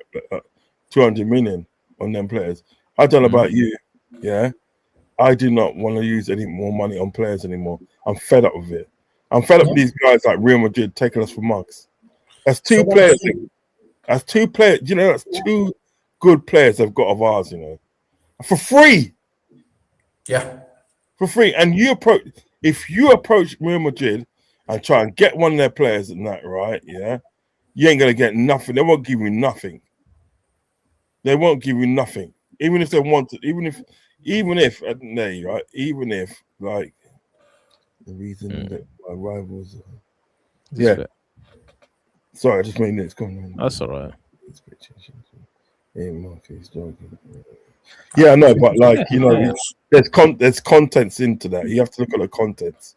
I don't care about the rivals. Concentrate on your own fucking team. Yeah, you have to look at the contents with that. It's like the fact is in days. It's like he was never going to be that sort of like person this season. You have to wait till next season. Yeah. So I'm just thinking that they sort of like Real Madrid, and right? They've taken 2 of our players. Yeah. Uncle, it's a camper van. Oh yeah. Don't worry, got it sorted, man. I'll get it. I'll let you know when I get it sorted, man. We're gonna summer holiday together, Natasha. You know what I mean? You know what I'm saying? Yeah. No, but what I'm trying to say, we've lost too much money and way too much money. Yeah. Yeah, and 2 of our great players, really good players, and they've gone to Real Madrid for nothing. This is what pisses me off. And if you want something from Real Madrid, you're not getting it. You're not getting it because you know what Real Madrid will do? If they know a person stalling it and with their contract, you know what they're doing? They're selling them. They're selling them. They're selling them. They're selling them. You know what I mean? But unfortunately, not to us. No, because like I keep saying, they're never going to strengthen us. They have to keep us weak because we are the only English club that could actually compete with them in Europe. That's us, isn't it? Let's be honest. Look how many finals we've got to in the past, since 2005? Look how many finals we've got to. Got 2005, 2007, 18, 19, 25 finals. You forgot about 17, 18 when Carriers did that mistake. Yeah, so I said 2005, 2007, 2018, 2019, and 2022. There you go. That's 5 finals. So you add that to the 6 you've already got. What are we on? 11. Exactly. They have to keep us weak because we are the only ones who can compete with them. Well, look, but why are we strengthening them? We shouldn't. Uncle, they're going for free. That's the thing. This is a Liverpool mistake. This is what I'm trying to say. It's a Liverpool mistake. It's not the players' mistake. It's the Liverpool mistake. No, but I'm not saying it's the players' mistake. Yeah. I'm saying it's a Liverpool mistake. Because I said, why are we strengthening them? Exactly. Because it comes down to us. In the end, you know what I mean, strengthening them. Yeah. Because we should be saying to people like Trent, when people like Trent was I'm in the R about their contract 2 years prior to him going, and you cannot tell me that you didn't know he's learning Spanish. You must have seen him around the Spanish guys Spanish speaking guys that went into the team at that time, like Diaz, man like McAllister and like. You should have seen him talking Spanish to them. You should have seen it. Seen him go for hang about. You know Spanish? Nah, I'm not feeling that, man. Yo, what you do with this contract, innit? It's not the case that Trent wanted going to transfer list. It's not the case that Trent wanted a new opportunity. I can see some people in the chat. It's the case that he's our academy player, and we only got 10 million for a player of that quality. That's what pisses us off more than anything else. It was 10 million actually, not even high price, and yet he let himself go. And the only reason he got 10 million for him is so he could play in the World Club Championship. Yeah, exactly. He was happy to play. You could have a new challenge if you want. I don't care. Have a new challenge, but be damn sure at the end of the day, right? You're not going to get to have that new challenge until we get the money that we feel that is deserved for you. You know what I mean? It's not all about you. It's all about the club, because the club at the end of the day is giving you the chance. Because the club is made you known all over the world. It's the club that's done that. Yeah, you understand what I'm saying? You haven't done that on your own. So really and truly, if you want to go for a new challenge, well then we want the money. We want money for you. Yeah, man, I want money for you. You want 70 or 80 million or whatever. Whatever. Do you know what I mean? Because I'm sure at the end of the day, if you slap down sort of like 70, 80 million, right, on validation of Trent, I'm sure at the end of the day, Real Madrid will say, nah, okay. Do you know what I mean? No, we're not paying that. We only get it for free. Yeah. Because remember, they just paid 100 million. They paid 100 million for Jude Bellingham, didn't they? They paid 100 million for Jude Bellingham, didn't they? Yeah, I think it was just over 100, but yeah, it was around that price. Yeah, 100 million for Jude Bellingham. So they were never going to spend that money again, especially when they knew that they can more likely get him for free. You know what I'm saying? That's what I'm trying to say. So we've just let 2 of our best players that they go to Real Madrid for free. Two players that we could have probably got 140 million for them. Yeah. Mm-hmm. It's not the case that the players wanted to go. It's the case that we didn't get anything for them. And we could have got a lot of money for them, which would have helped to rebuild and get their replacements in. That's why we're annoyed. That's why we're annoyed. Not because you wanted to leave. Fine, leave. But don't walk out of my house for free when you've been here for 20 years. Imagine this, yeah, Rodrigo in the day, right? Rodrigo wasn't getting any games at Real Madrid, right? And we was, you know, there was a chance that day that Rodrigo come to Liverpool. You're telling me that Rodrigo would rather stay and play for a club that was hardly playing him anyway, and he could have come overseas, yeah, and played with a club that he would have got minutes on top of minutes. Just imagine. That's why I actually want Rodrigo in Liverpool right now. Yeah. Not a lot of people will take him, but I will actually take Rodrigo at Liverpool right now because I do watch Real Madrid from time to time. He's an actual warrior when it comes to it. He plays. He really does. He's a quality player as well. He's South American, and he's South Brazilian. American. Yeah, he's Brazilian. These South Americans got the fight in them. Look at Darwin Núñez. Yeah, as crap as he was at the day, he had fight. He had fight. I know he wasn't the best striker. I know that. I'll say that he wasn't the best striker. But you can't tell me at the day once he put on that T-shirt that he didn't fight for the club.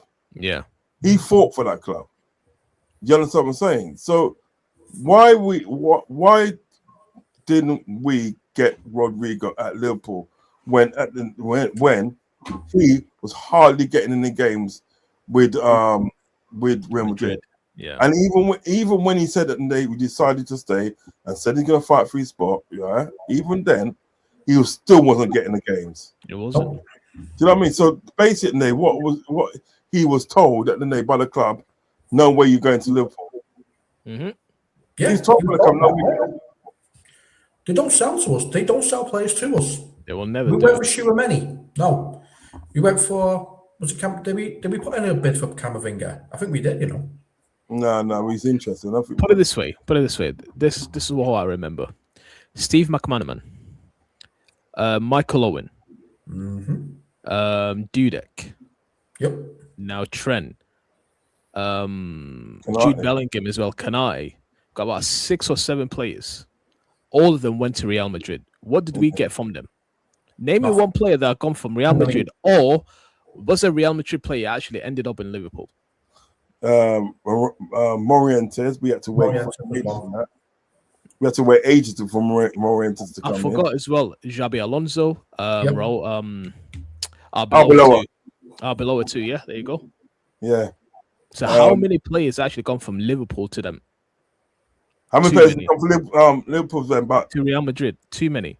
About 10, nearly 10 players. Too many. Like, I'm going back to Steve McManaman days and days. Too many players. But we got the only thing that we got from Real Madrid was Fernando Morientes. Yeah, he only lasted a season. So that's not even. What's his name? The Turkish player. Nuri Sahin. Yeah, that's it. He was good. Literally, that's it. Nuri Sahin was decent, but he stayed for a season, maybe a season and a half. Not even a season though. It was about 6 months. So it was. Yeah, there you go. So maybe 6 months a season. So pretty much they didn't even play for Real for Liverpool.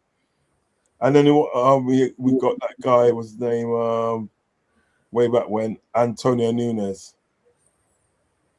That's when Rafa come in, and he brought in 𝗧𝗶𝗸 and Antonio Nunes. He and 𝗧𝗶𝗸 Alonso and Luis Garcia. You know what I mean? Luis Garcia is a G though, isn't it? Luis Garcia. I love that kid, man. Didn't he play for Barcelona, Garcia? Do you remember the song? Luis Garcia, he drinks sangria. No, but yeah, they don't give a fuck all, mate. Yeah, they take way too many players. We could roll over, and now they're supposed to be interested, yeah, in McAllister. You know what they're gonna do? I'll tell I you think something. it's if They're gonna wait till Liverpool, his contract's up. Wait till his contract's up, and they're gonna try and get him if free. that's the case, then Liverpool might as well strip for Real Madrid. They might as well strip for Real Madrid if that's the case. Yeah, just pull your pants down, innit? Yeah, pull your pants down for Real Madrid then every time when it comes to our players. Yeah. Because I'm going from like early 2000 before 2000s as well, and we're talking about 2026, and most of our players leave with peanuts money or worse, free. Because I think McAllister and Day was the first one because he left on a Bosman, didn't he? On a Bozzy. He went on a Bosman and he fucked Liverpool over. He was the first player really that fucked Liverpool over because he said that they like that's it. He said he's going to sign another contract. Way back when he said he's going to sign another contract, right? And when he come up to the to sign the contract, he said, "No, I'm not signing it because I'm going to go to Real Madrid for free." He went on the Bosman, literally went on the Bosman. At the last minute, he said, "I'm not signing it," and he went to Real Madrid. And he won a Champions League with Real Madrid, didn't he? Absolute joke. That's what I'm saying. It is a joke. But we always seem at the day to Ronaldo get a tummy tickled, and that's not right. It's got to stop. It really has to stop. Got to stop. Wouldn't it be worse that a player from Liverpool's academy didn't want to get money for Liverpool club to replace him? He just left for 10 million. Doesn't that make it worse? The fact that he was one of us. No, the thing is, I do give it to the player because the player should have thought about the club that gave everything he's got, and he went to that club to win Ballon d'Or as a right back.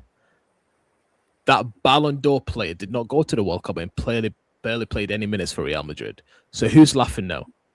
Me. But at the end of the day, we all laughing here. But the player can do what he wants. He's selfish at the end of the day. But the club, the board, should have thought about everything. Yeah, I do not know why us fans has got nothing to do with Liverpool when it comes to selling players and buying players. Why are we making better decisions, coming up with better decisions where the people are actually in the club that gets paid to do these things do none of them? yeah. Exactly. This is what gets on my nerves. This is what I actually really, really hate. I just do not. I really don't get it. Guess my tip. Well, I'm expecting better things under a Bournemouth manager because if he's bringing the Bournemouth type mentality up here, then I'm expecting better prices. I'm expecting better negotiations. I'm just expecting everything to be better because he's got a good track record. Yeah, I mean, what do you guys think of that Barcola business? Do you rate it? If Nunes is coming in for free and we got Barcola, my God, it's going to be who can miss the target. I said this, but Bradley Barcola is Darwin Nunes like with a bit more pace and a bit more skill. That's it. I swear, Uncle, no, genuinely. I know. Let me know. And the chat, if you're hearing this as well, what's the difference between Bradley Barcola and Darwin Nunes, other than Barcola actually having a bit more pace and a bit more skill on the ball? I wouldn't say he's got more pace. You say Barcola's a French Nunes? Barcola is the French Barcola on the right and Nunes on the left, or vice versa. Finished. Well, Gakpo on front as well. Oh my fucking! He's like you know what they should do with Gakpo, and they pay Gakpo the inside forward. I'm not too keen on obviously Nunes. Yeah, I'm not too keen on that, but I suppose if he's free, you ain't got nothing to lose, have you? You've got nothing to lose. You know what I mean? But then what it is, this should be a good time to talk to Chiesa and say, look, bro, again, it's a new dawn. Yeah. Give me a season. See how you feel playing sort of like my style of football and this and that. I promise that you're going to have a large portion of games. I want you as my left winger. Mm-hmm. You know what I mean? Why don't you do that? So why don't you do that? You know what I mean? Because that's what I'm trying to say. Because and then if you got sort of like Chiesa as your left winger, yeah, then you play Gakpo more of an inside left forward, and that, right? Yeah. Mate, you can't go fucking wrong. Excuse my language. You can't go wrong. You can't go wrong. You know what I mean? Because I think to myself, well, we all know nearly every single player was getting played out of position last season. So you know, sorry. That's all right. So anyway, Mo, as I was trying to say, right, one of the things I've got of our fan base about the whole Nunes situation is very, very simple. Okay, Mm-hmm. he was playing as a false nine striker. Yeah. So, how many goals did Bobby Firmino get for us when he was a false nine? How many? Thing is, though, I do get where you're coming from. No. Just No, let I do. that sink Yeah. in for just a second, then I'll explain my point. Not as How many much. did Yeah. Mane score from the left? How many did Salah score from the right? More Compared than to Firmino in the middle, Mm. playing as a false nine. Yeah. You put Nunes in Klopp's system, which was 4-3-3, and it required him to be a false nine, but he's a striker. So he got the same amount of chances Bobby Firmino got, and Firmino missed all them, and so did Darwin Nunes. To me, looking at it from the outside, looking in, without my emotions involved, I don't see a massive difference between the system where they played and the system where they played. The best out of Nunes we ever got was when he substituted Salah, and he went on the right and scored those 2 goals past Newcastle. Why? Because on the right, that's where he could actually be a striker. On the left, he could be a striker. In the middle, he's a system false nine playing as a striker. That was the issue. Thing is, yeah, with Darwin, I generally do get where you're coming from, but you either play him as a false nine or you play him on the wing. I generally do not see any hope with him with us. Stick him on the left wing, you'll be surprised. I'm hoping. Like, I don't put it this way. I don't think Liverpool will go for him and get him. But let's say they actually go and get him, and if it comes to Liverpool and he goes in that wing and proves me wrong and everyone that says we don't want Darwin Nunes wrong, then I'll hold my hands up. I'll make a video on YouTube actually apologizing to him. But until I'm proven wrong, which I do not think I will be proven, I generally don't see Darwin doing anything with Liverpool. Generally don't, because I've seen what he's done as a striker, as a false nine, as a winger, but generally just don't see it. How did he do as a winger? He got 10 plus assists as a winger. Don't you remember? Oh, it's just remembered now. No, hold on. When he was on the right wing for a couple of games? Do you not remember how good he was when Salah went to AFCON? Or has everyone all of a sudden forgot about that as well? Was that not Diaz on right wing? We didn't lose a single game when Nunes was that side. I swear that was Diaz on the right, not Salah. It wasn't. It wasn't Nunes. Because it was Nunes and Jota combination. Yep. Yeah. Listen, if you're gonna get him 4-3, yeah, right. You can't argue with that because you're not spending any money, and so like it is what it is. Yeah. There's no price tag. And more time at the day we come off the bench most of the time, so you can't really go wrong just getting him in. I do get the fact at the day that's all right. Yes, he wasn't the best, for Liverpool when he was here and stuff, but he did have some good moments. So maybe this could be a win-win situation for Liverpool, to be honest. Because if he comes in, does well, you know what I mean, that's all good because you haven't paid for him. But if he comes in and does bad, well, it's still all good because you haven't paid for him. You know what I mean? You made profit on him. Yeah, that's what you're in a win. You get Darwin Nunes in, you're in a win-win situation, and you know what I mean? Seriously. Right. Before we call it a day, let's just read some of the chats we missed. Gakpo better than Tottenham forwards. What do you think? I do actually agree with that, to be fair. Well, then you got that guy in it, the Polish guy. Oh gosh. Polish. Yeah, he's a striker. He doesn't really play much because he's been injured quite a lot. You mean Kulusevski? Yeah, man, he's good. Kulusevski's not Polish. He's Swedish. No, I thought he's Polish. The bomb buckler. No, he's Swedish. Kulusevski. You lie. No, the general, he's Swedish. I might have to ask I'm about to go to VAR, you know. Yeah, check VAR, but I'm pretty sure he's VAR, actually. I'm going VAR, man. All right. Go VAR with that one. But yeah, let's see the rest. No more CMs playing right backs. Hype was a hip Ramsey given chance in preseason. Yeah, I really hope like Ramsey and Rio and Trey and all of them. Oh, hope. Okay. But yeah, no, I'm really hoping all of these players actually get their preseason thingy. FSG will accept the formal offer if the fee is respectable. Yeah, that's what I read as well. Big up Mr. Hi-Fi. Jota was more of a natural goal scorer. He really, really was. Jota reminded me of Fowler, neutral goal scorer. Natural. Does he remind you of Uncle? Because you've watched Robbie Fowler more than we did. More than I did, to be fair. No. There's a reason why we called him God. You're muted, Uncle. You're muted. No, I had to tell him to stop. I tell him to stop. Okay. All right. Robbie Fowler. What's this, Robbie Fowler? You say Jota reminded him of Robbie Fowler. Natural goal scorer. Yeah, could do in a way because like Robbie Fowler has skill in him. He did have some skill in him.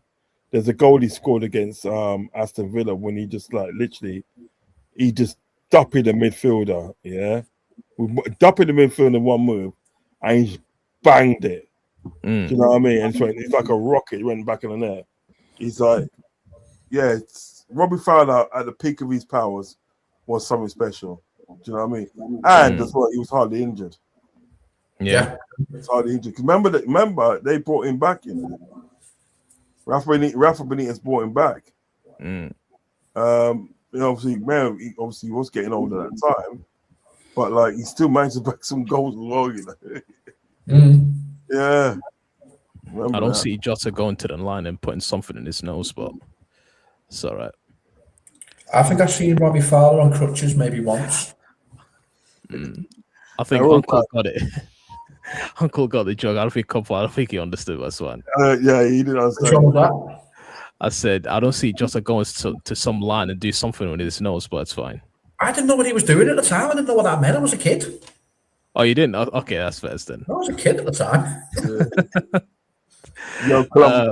Colombian marching powder. Yeah. I found that out later. I was like, what the hell's he doing on that? Oh, I know what he's doing now. Okay. A bit of breaking news, yeah. What? Liverpool statement. Liverpool FC can confirm the departures.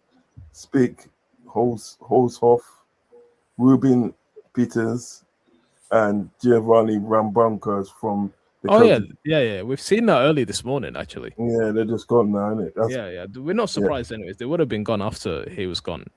Yeah. They're not going to stay with him anyways. You know, we didn't want him, to be honest. Yeah. The Tottenham goal is to make a 4-3 Jota goal was typical as Jota. That Tottenham goal, when he scored that fourth goal after that flipping, I want to call him a rat. He is actually a rat. No, he's a tout. Richarlison. Whatever he is scored. And Gakpo was a backup to Diaz, did better like that. It was wild how a club finished 16th, rejecting 124 midfielder who hasn't won anything. I'm assuming you're talking about Ali Anderson. Yeah, of course. Yeah. Ridiculous. The state of football currently, Burnley got more money for getting relegated than Barca did for winning La Liga. Insanity. That's the Premier League to you, bro. Ridiculous. That's just the Premier League for you. It's fucking mad, man. That's crazy. Gakpo is not a problem if Iriola can develop strength. He's still average. He still averages better XG than Madueke, Palmer, and Saka. If that is true, actually, that is mad. I don't care about XG. I don't look at XG. I look at leave my eyes and say, "What the hell are you doing on the pitch?" Yeah. I don't give a frig about your stats. I want to see goals in the net. You know it is, yeah. You know it is. Cop-Fire's having none of it, you know. And what? You're not having anything, are you? You just say, man, I'm not having that, man. I want to see what to see. I don't care about stats. Goals are currency in football, not stats. Where was I here? Uncle pointing the world to rights. Natasha. Natasha can be more worse. Liverpool being criminally stupid regarding transfers. Yes, that's what we were talking about this whole stream. I think that's what we was looking for, isn't it? Gakpo was in the world of his own last season. Couldn't mix it up. No, Mohamed Trent accepted the Madrid transfer. Mohamed who? I'm assuming he's talking to me. Yes. I know Mohamed Trent accepted the Madrid transfer money through upfront signing on bonus and a decent wage package. No, never. Something FSG would probably not prepare to offer. Yes, Uncle Rods, you're right. Trent planned it. He only got 10 million for him because he wanted to play him in the World Club Cup. Yeah, I don't think this transfer money through upfront and signings. I don't see none of that actually happen. But no, that never happened. Anyways, I think that happened. That happened when when he got there because they was trying to engineer it. So like, because they said to him, they pretty much said to him that we're not paying any money for you. You know what I mean? We'd rather walk away than pay money for you. Yeah, that's what I said. But now he's fucked himself because at the end of the day, he hasn't gone good for him for the first season. It hasn't gone very well for him. Yeah, they've come in and sort of like Jose Mourinho has gone there now. Yeah, he's left Benfica and he's gone back to Real Madrid, and what happened is like they bought Denzel Dumfries as a right back, so he's just lost his place to a 30-year-old geezer. Yeah, there you go. They never rated him. They never wanted him. They was just trying to, as you said, Cockfather. They're just trying to weaken us. They never really wanted him. They could never. Only. Oh, sorry, it was this one. Only ones who got pay rises was Dutch lads. Coincidence. He's right. Gravenberch and Gakpo got pay rises. You're right. Trent is a Scouser who put 20 years in Liverpool. He wanted a new exciting life. That's all. No, he didn't. Not for free. Shouldn't have gone for free. No, he didn't. Not even new life exciting. Nah. He wanted to go Real Madrid just to win Ballon d'Or. I don't know who lied to him and told him a rat back can win a Ballon d'Or. That can never happen. It was a miracle for Modric to win. Modric was a midfielder. Yep. It was a miracle for him to win. Put it this way, and Rodri as well. He's at AC Milan, isn't he? Modric, yeah, he is. He is in AC Milan, yeah. We turned down 120 for more as well. It was more than 120, to be fair. It was more than that. The highest price was like 200 million. Mm-hmm. We should have sold him then. I've said this all the time. The Liverpool, if a price like that comes in, even if you don't want to sell the player, think of who you could bring in with that type of money. Yep. Liverpool exes failed because they're going to age, and if you're getting 200 million now, that's going to be the highest you're ever going to get for the player. So take the offer, even if you're reluctant to do so. Take the offer and rebuild using that money. That's what you need to do. Yeah. You tell him, Cockfather. The problem LFC fans have with Trent was his secrecy about the transfer. Yeah. It was even a secret though when it happened, because everyone knew when he wasn't talking about it, he wasn't renewing. Everyone knew he's gone. No, but I think people were saying is that just come. You knew you knew what you was going to do. Just come out of it. Just he said right back, not rat. He didn't say rat back. He said right back. Who said that? He thinks you called him a rat. You said right back. That's what you said. Oh no, I said what right back have you heard winning Ballon d'Or, not a rat back. Yeah, he thought you said rat bag. He was saying there about calling him a rat. But then, to be fair, I do call Trent a rat. I do actually call him a rat. I know you do, but you didn't call him a rat on that occasion. No, I didn't call him a rat. I do actually call him a rat. So that's just to me, anyways. Peter replying to Mr. High Five. That's football. We can't demand Trent. Does as well. Does as we say. I'm Scouser and Madrid is very cool. Not to me. You can because you hold all the cards because he's your employee. You know, he is employed by you. Mm-hmm. So you're telling me and they sort of like a person like that's like works for a company, or warehouse or whatever can come in and just say, well, I want to do what I want to do today. Yeah. You know what I mean? You know what I mean? He goes, no, but you got to do now. Fuck you. I want to do what I want to do. No, it doesn't work like that. You're employed. You are employed by Liverpool Football Club. People wouldn't know you if it wasn't for Liverpool Football Club. Do you know what I mean? So you do what the club says, not what you say. I don't care of the attraction of Real Madrid. That's irrelevant to me. Yeah, you do what we say. And if you want to not put it this way, if you don't want to sign a contract, yeah, right, well then you are going on a transfer list, and the first person that comes in with a good price, you're gone. It could be it could be Man City to Rotted. It could be Man City. I don't care. As long as they pay the money, right, you're gone. Simple as that. I'm not losing money on you. If they win to spend like 100 million because they spent 100 million on Jack Grealish, and look how crap he was, yeah, right? Yep. If they went to spend 100 million on Jack Grealish, well, they could spend 100 million on you, Trent. Do you know what I mean? Not for free. We're just talking about the fact that he went for free, Peter. It's not the fact that he wanted a new challenge. It's because he went for free. We only got guys in the chat. Championship. Guys in the chat, yeah. Guys, no disrespect to anybody in the chat. No disrespect, because I mean this is not disrespect, yeah. But you really have to listen to what we're saying before you type out. Listen to what we're saying, yeah, and then type it out. You know what I mean? Because you're kind of getting it wrong. You're kind of getting it just like we're saying one thing, but we're not. We're saying the other. Do you know what I mean? Yeah. We're saying there's no way people like Trent, Kanate, Salah, Robertson, and whoever else it was, I can't remember who else it was. There's nowhere else these players should be going for free. We should be getting money for them because other clubs do not let their assets like that go for free. Do you think? Do you think in the day they'll let Valverde go for free? Yeah. You think they let Carvajal go for free? Never. They're not letting any of the Camavinga, Upamecano, all them mans there. They're not letting these people go for a free.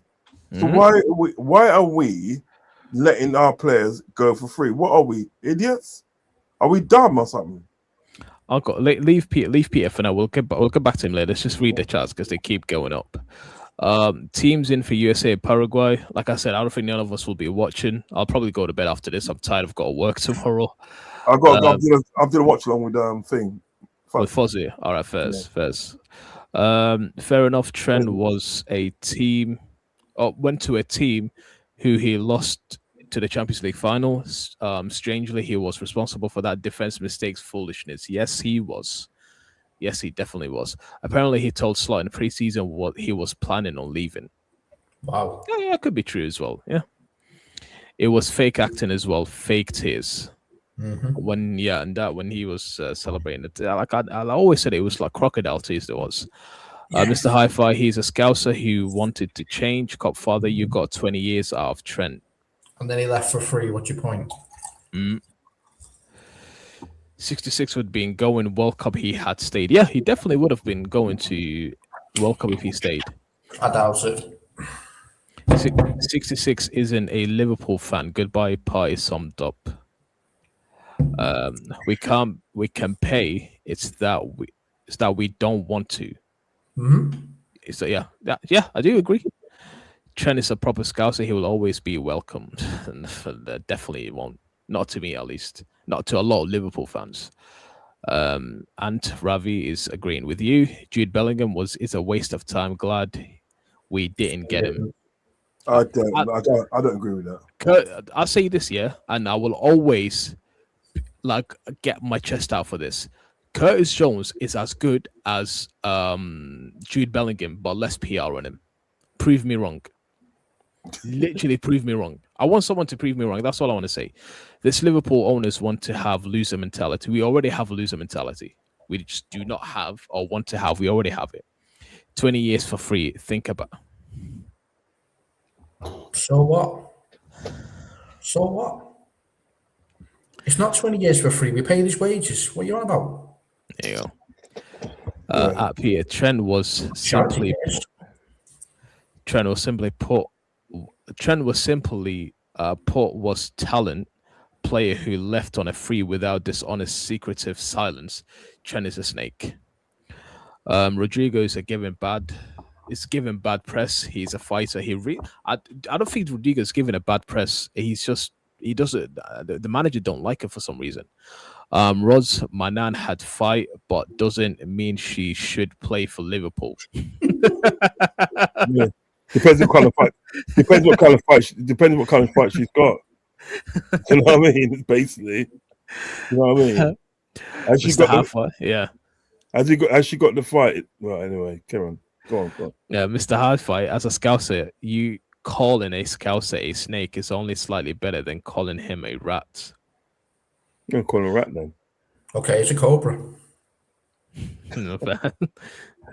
Until we get a better owners, nothing will change. I said this before. I said I want to go to the owners, and they're both gone before Slot was gone. I always said this because they're the head of everything that's going on with Liverpool wrong at the moment. I'm a Scouser, Mr. Hi-Fi. If we miss out on Diamande, then fuck this club. The thing is about it, we're not going to miss out on Diamande. Not on December. I probably don't think so. It's either us or PSG, so we'll see. I think I got a good feeling that they would get a Diamande, but like we probably got to think of a world that we don't get Diamande. What do we do then? Do you know what I mean? Long as they got sort of like options, well then you can't really. You know what I mean? Listen to McManaman. We tried to sell him to top Barca behind his back.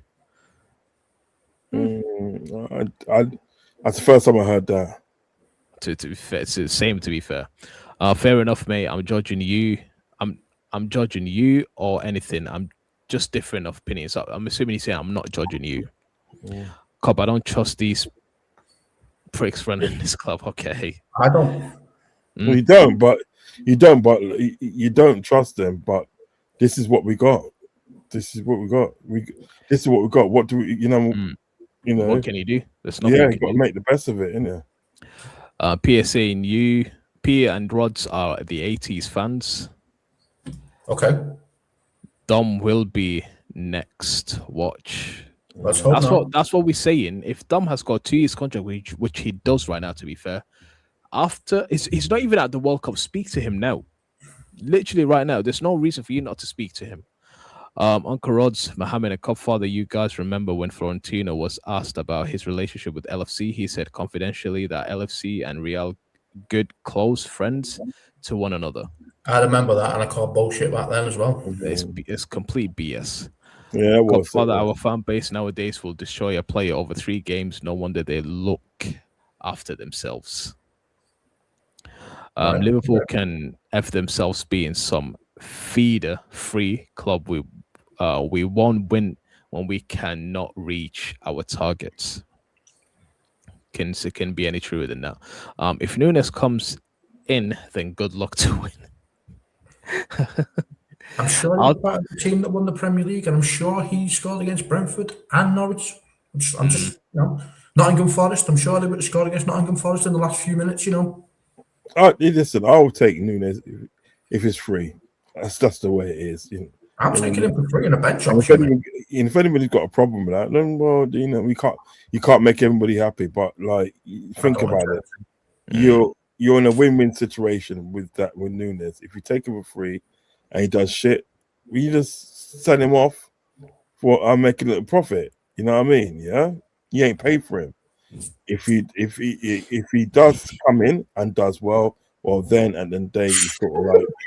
You know what I mean? Like I said, if Liverpool fans want Nunes, go support Everton. No chance. What wrong with it? Blue white shirt. You know what it is at the day. Sort of like if you can get something for free. Why? I don't understand. I don't understand what's so difficult about that. if you get something for free, that means that right, if the person shit, you haven't paid for him. Yeah. Right. You know, and you could probably make a little bit of profit in that, because even if you sell him for 15 or 20 million, you made a profit because you ain't paid for him. Yeah. Right. Now, if he comes in and does well, you win again, because you ain't paid nothing for him and he's done well. Do you know what is so hard to understand? You know what it is? It's because Nunes was in here before and he didn't do so well, and then he missed all those goals and this and that. Yeah. People are looking at that. They're not looking at the complexities of the fact that you are getting this guy for free. You know, man, I don't really want to hear about it. I don't really want to hear about how much your nan's a fighter, because pause. You know what I mean? You know what, Pia? No, if he actually does that, then I'll literally, like I said, I'll hold my hands up and I apologize to every single person. I want to Darwin Nunes, like 𝗧𝗶𝗸, like anyone in Liverpool community. Then we'll see then. Well, don't you understand, Mo? You're in a win-win situation with it. You're in a win-win situation because we ain't paying for him. Firmino was a playmaking attack mid or false nine. Nunes is wide forward and center forward. They are not comparable. Firmino is a link play, and incisive passes helped our forwards more score. What system was Nunes playing in, Mr. Hi-Fi? Was he playing in the false nine, taking over Firmino's position, or was he playing in a striker's position? Tell me, which system was he playing? People say I'm wrong, but I'm sticking my option. Darwin Nunes is a bag of shite. Fair enough. Yeah, it's your opinion.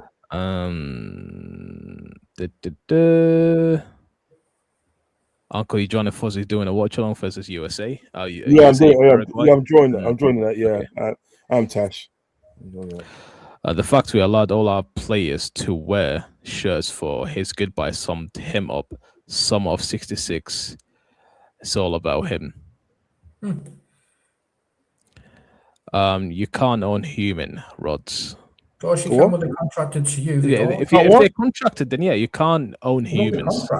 If they're contracted, you basically own that person in professional world. Put it this way. Yeah, in professional world, they work for you. If you've got a job, Peter, that company owns you until you leave that company or they fire you. You have to be in that company every single day if they want you there.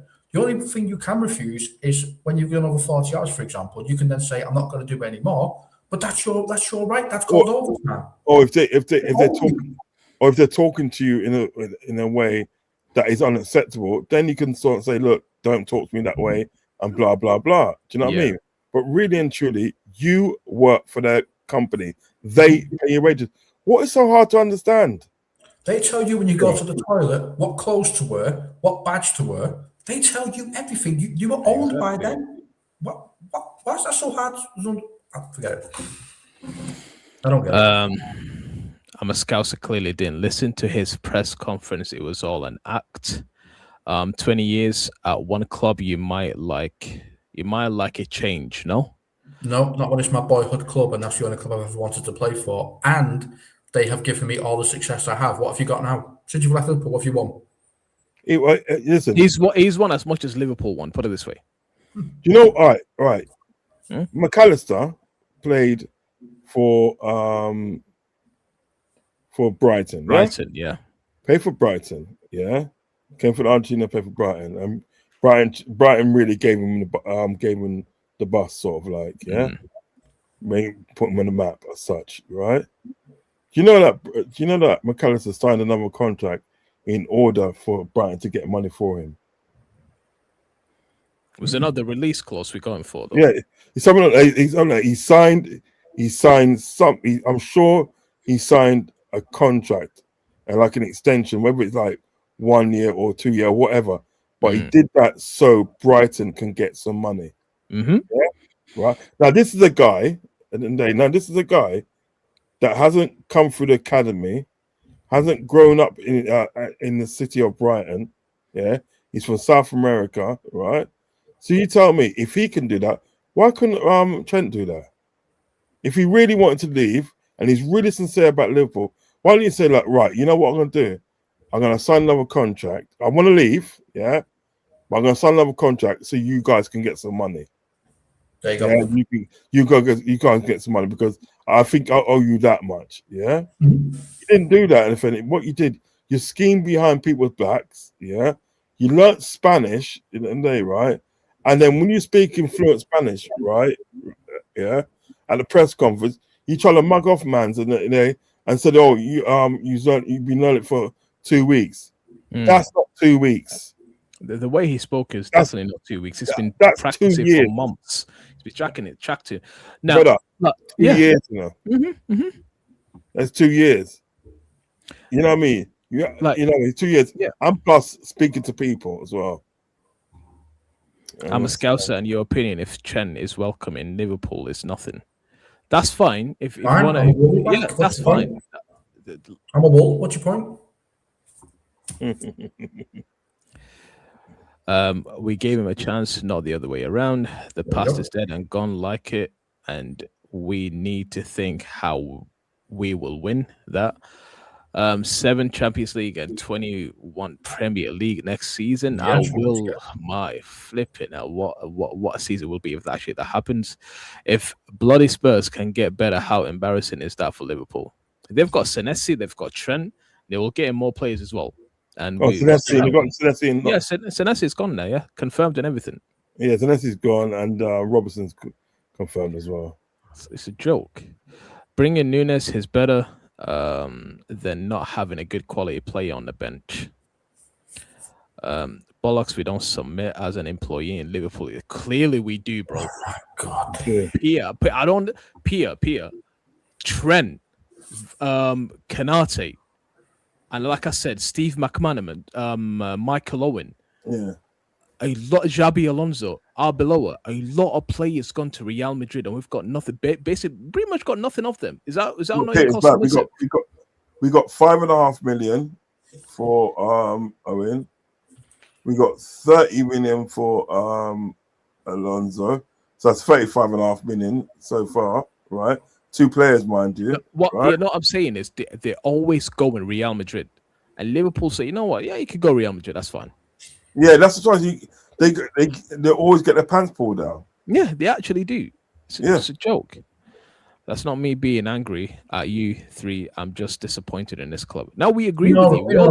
I agree with you, but like I'm just saying that with the state of play at the moment, if you're bringing back Nunes on a free, yeah, you're in a win-win situation. That's what I'm trying to say. You're in a win-win situation. There's no way you can lose on that.